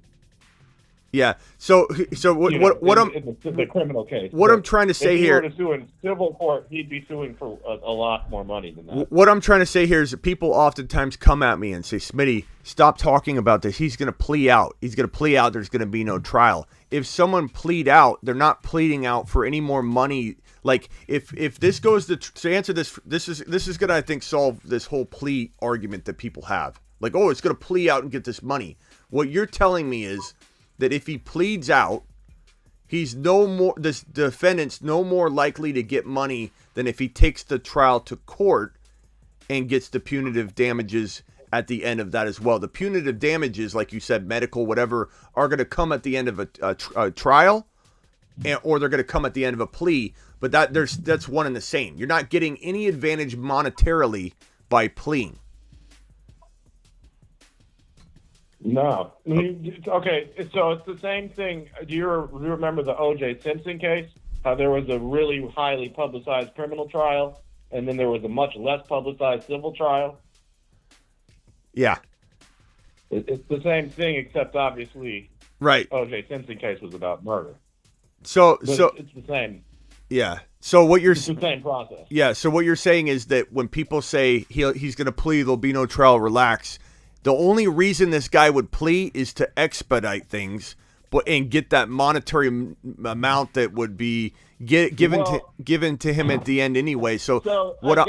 Right. I don't know. So I don't think it was about that. I think maybe a plea bargain is the best thing that Alvin Kamara could do. So his attorney might be saying, "Look, there's a video of you beating the crap out of this guy. Let's work on a plea bargain because you're not going to fare too well at a trial." Right. And I think that's why people would be saying, but here, like I said, without seeing the video, we don't know exactly, but let's just assume the worst, that the video is as bad as we think it is. His attorney might be looking to ultimately do that. But the problem is it's not so easy to do that when you're talking about such a major crime. Right, but a casual Caleb is going to come in here and say, Smitty, he's going to plead out and be fine. His pleading out is what I'm gathering from you, and this is what my opinion is too. His pleading out is essentially going to be so bad anyway, is to avoid some kind of crazier end game for him. So the plea, if he does plea out, it's going to be awful. It's not going to be some cakewalk pleading out and he gets to go play football. Pleading out would be something that he would do to avoid like even a crazier outcome that's going to put him in jail or something, right? So the pleading out advantage for the defendant isn't going to be any more monetarily advantageous. If he's going to get medical, he's going to get medical. The big money's coming in civil. So these people that come to me and say, Smitty, he's going to plea out. It's all about money. He's going to plea out, get a big payday. He's not getting the payday until he goes to civil. He's getting the punitive damages, whether the trial goes forward or he pleas out. And if he pleas out, it's not going to be a small-time plea. It's going to be something the NFL says, you are done. There's a decent chance of that. Let's say, for example, the video is Alvin Kamara pushed the guy out of the elevator, and then the guy put his hands back on Kamara, or when Kamara put his hands on the guy slapped Alvin Kamara's hands away, and then Kamara himself did nothing, but his guys beat this guy up really bad, and then Kamara kicked him one time when he was down. But his henchmen, so to speak, did all of the damage. Kamara might not be going to jail for a really long time because he himself didn't do that much. Now, there again, I would say that's just completely hypothetical. He might be able to plead to something where he's not going to jail because those other guys are the ones going to jail for, assault at least, or who knows exactly, maybe attempted murder if it was like that bad of a beating. Who knows? But for something, those other guys are the ones going to jail and not Kamara. He might be pleading to something that's way less of a charge than what those other guys. But that's assuming that's how it went down. If it went down like, the guy slapped Alvin Kamara's hand away, then Alvin Kamara grabbed his throat, started punching him in the face, and then the other guys didn't do very much of the beating. It was mostly Kamara. It's not going to happen like that. Yeah. So it kind of depends on what we're seeing. It's possible that it went down, like I just said, though. Like maybe Kamara didn't really assault the guy very much. The reports are that Kamara punched him more than a handful of times. The reports are Kamara kicked him at least one time while he was apparently unconscious on the floor. So it definitely is very bad if those reports are correct. And we don't know because the video hasn't been leaked yet. But, hey, man, I appreciate you coming on and explaining this in tremendous detail. We will see you next time. We'll have you on more. You and Tony are amazing resources that I love to tap into, and I think you brought a lot of clarity to the situation in terms of Kamara and how you can't just plea out of this thing like everybody thinks. It's not that kind of plea deal. The plea deal is most likely, if the footage, like you said, is bad, and like I've said, is bad, the plea deal is to avoid some kind of long-term punishment that he doesn't want to go near, and the plea deal is still going to look so severely bad that it's going to be the league's reacting to it. That's my opinion. And this guy's... Yeah, I mean, exactly. And it's probably going to be, pleading guilty to assault. Yeah, it's not pleading to a misdemeanor, not pleading to a misdemeanor of like, whatever, and then punitive damages of $1 million on a misdemeanor plea. You know what I mean? Like these people that are living in La La Land that think he's going to plea out like as if this is civil. It's not. Plea out for money. Like here's a check. You can't hand a check over in criminal court like this. So you're right. Plea out so he avoids jail time and punitive damages of like probably $1 million. This guy's face was smashed up. I believe he had like a broken eye socket. It was bad, bro. It was bad. Look up the photos of it. It's gruesome. And this guy was this is like MMA, when the guy doesn't call the fight soon enough and the guy knocks the guy down and then he keeps going and the guy's unconscious. It's like that. That's what I'm sure the footage is going to show. Appreciate you, my man, coming on here and explaining this Kamara situation. I think we're tackling it better than any other show because it's not like we're trying to like go at him negatively, but people are talking as if he's out of the woods. He's not. Just like Watson. What did I do? What did I say about Watson? Everybody in here watching, everybody kept saying that I was too reactive and I was going after Watson too much. I kept saying he's not out of the woods. He's not out of the woods. Look where we are with Deshaun Watson. These are two very similar situations where everybody's putting the cart before the horse, and there's more to it. It's not done unraveling yet. And that's how I feel about this situation. I appreciate you, my man. No, I don't even know that when people think it's done unraveling, that it in fact will be, because I think he's going to do it again. Yeah, the Watson thing. Yeah, it's going to be tough. I mean, there's 60 to 100. There's 60 to 100 potential cases out there that could. In the statute of limitations on Watson is March of 2023. You don't think that this attorney that's going after Watson isn't going to be on the phone with the people that were kind of weary about coming forward and like, guess what? We got a blueprint for a settlement. You want to walk right into victory lane? There's no way that didn't already happen. Yeah. So that guy's already done that. What you're saying? Yeah, he's having dinners on the daily trying to convince these people to jump over and do what they may have been tempted to do earlier but didn't want to be in the spotlight. Hey, we got a blueprint for settlement. Where we can take this this way and that way.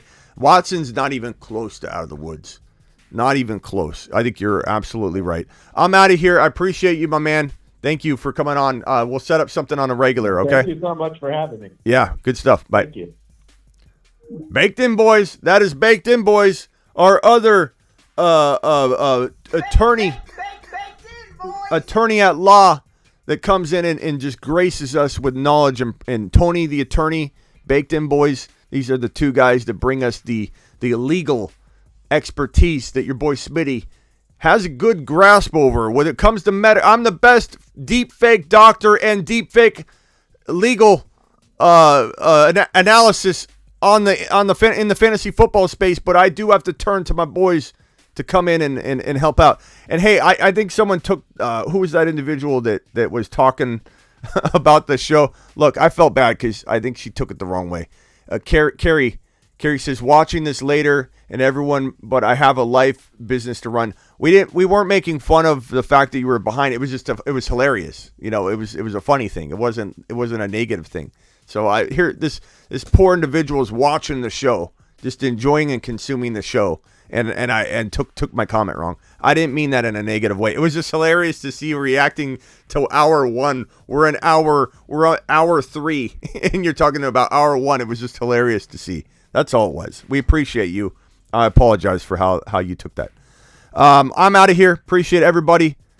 we're closing hour 3 down. I'm out of here. I'm tired. I'm live Monday through Friday, 7 p.m. Eastern, every single Monday through Friday. And whenever news breaks, because your boy Smitty doesn't rest, he doesn't sleep, I'm going to order my pizza. Join me Monday through Friday, or whenever news breaks. I will see you all later.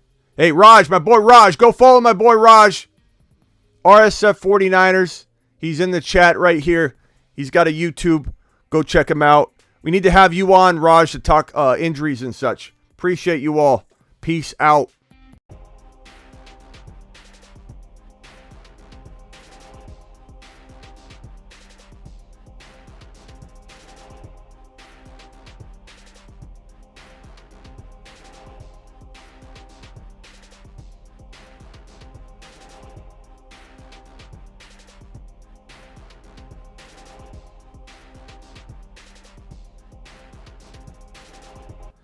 This question was asked by Overcome a little bit ago, and I didn't answer it.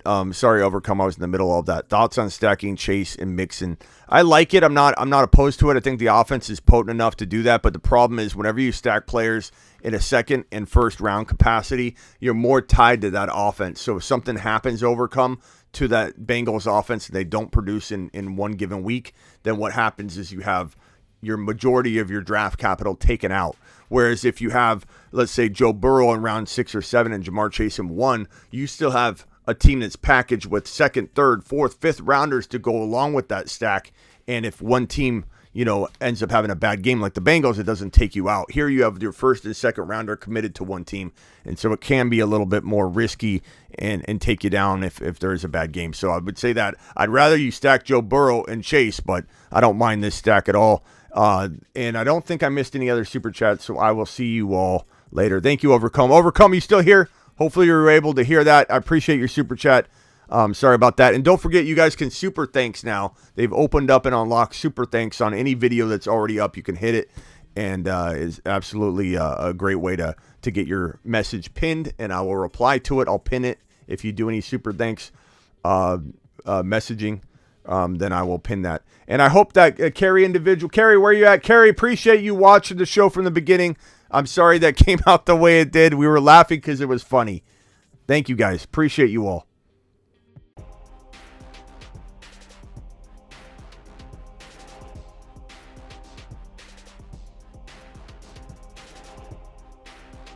People are getting burrowed left and right, and people are going to remember it.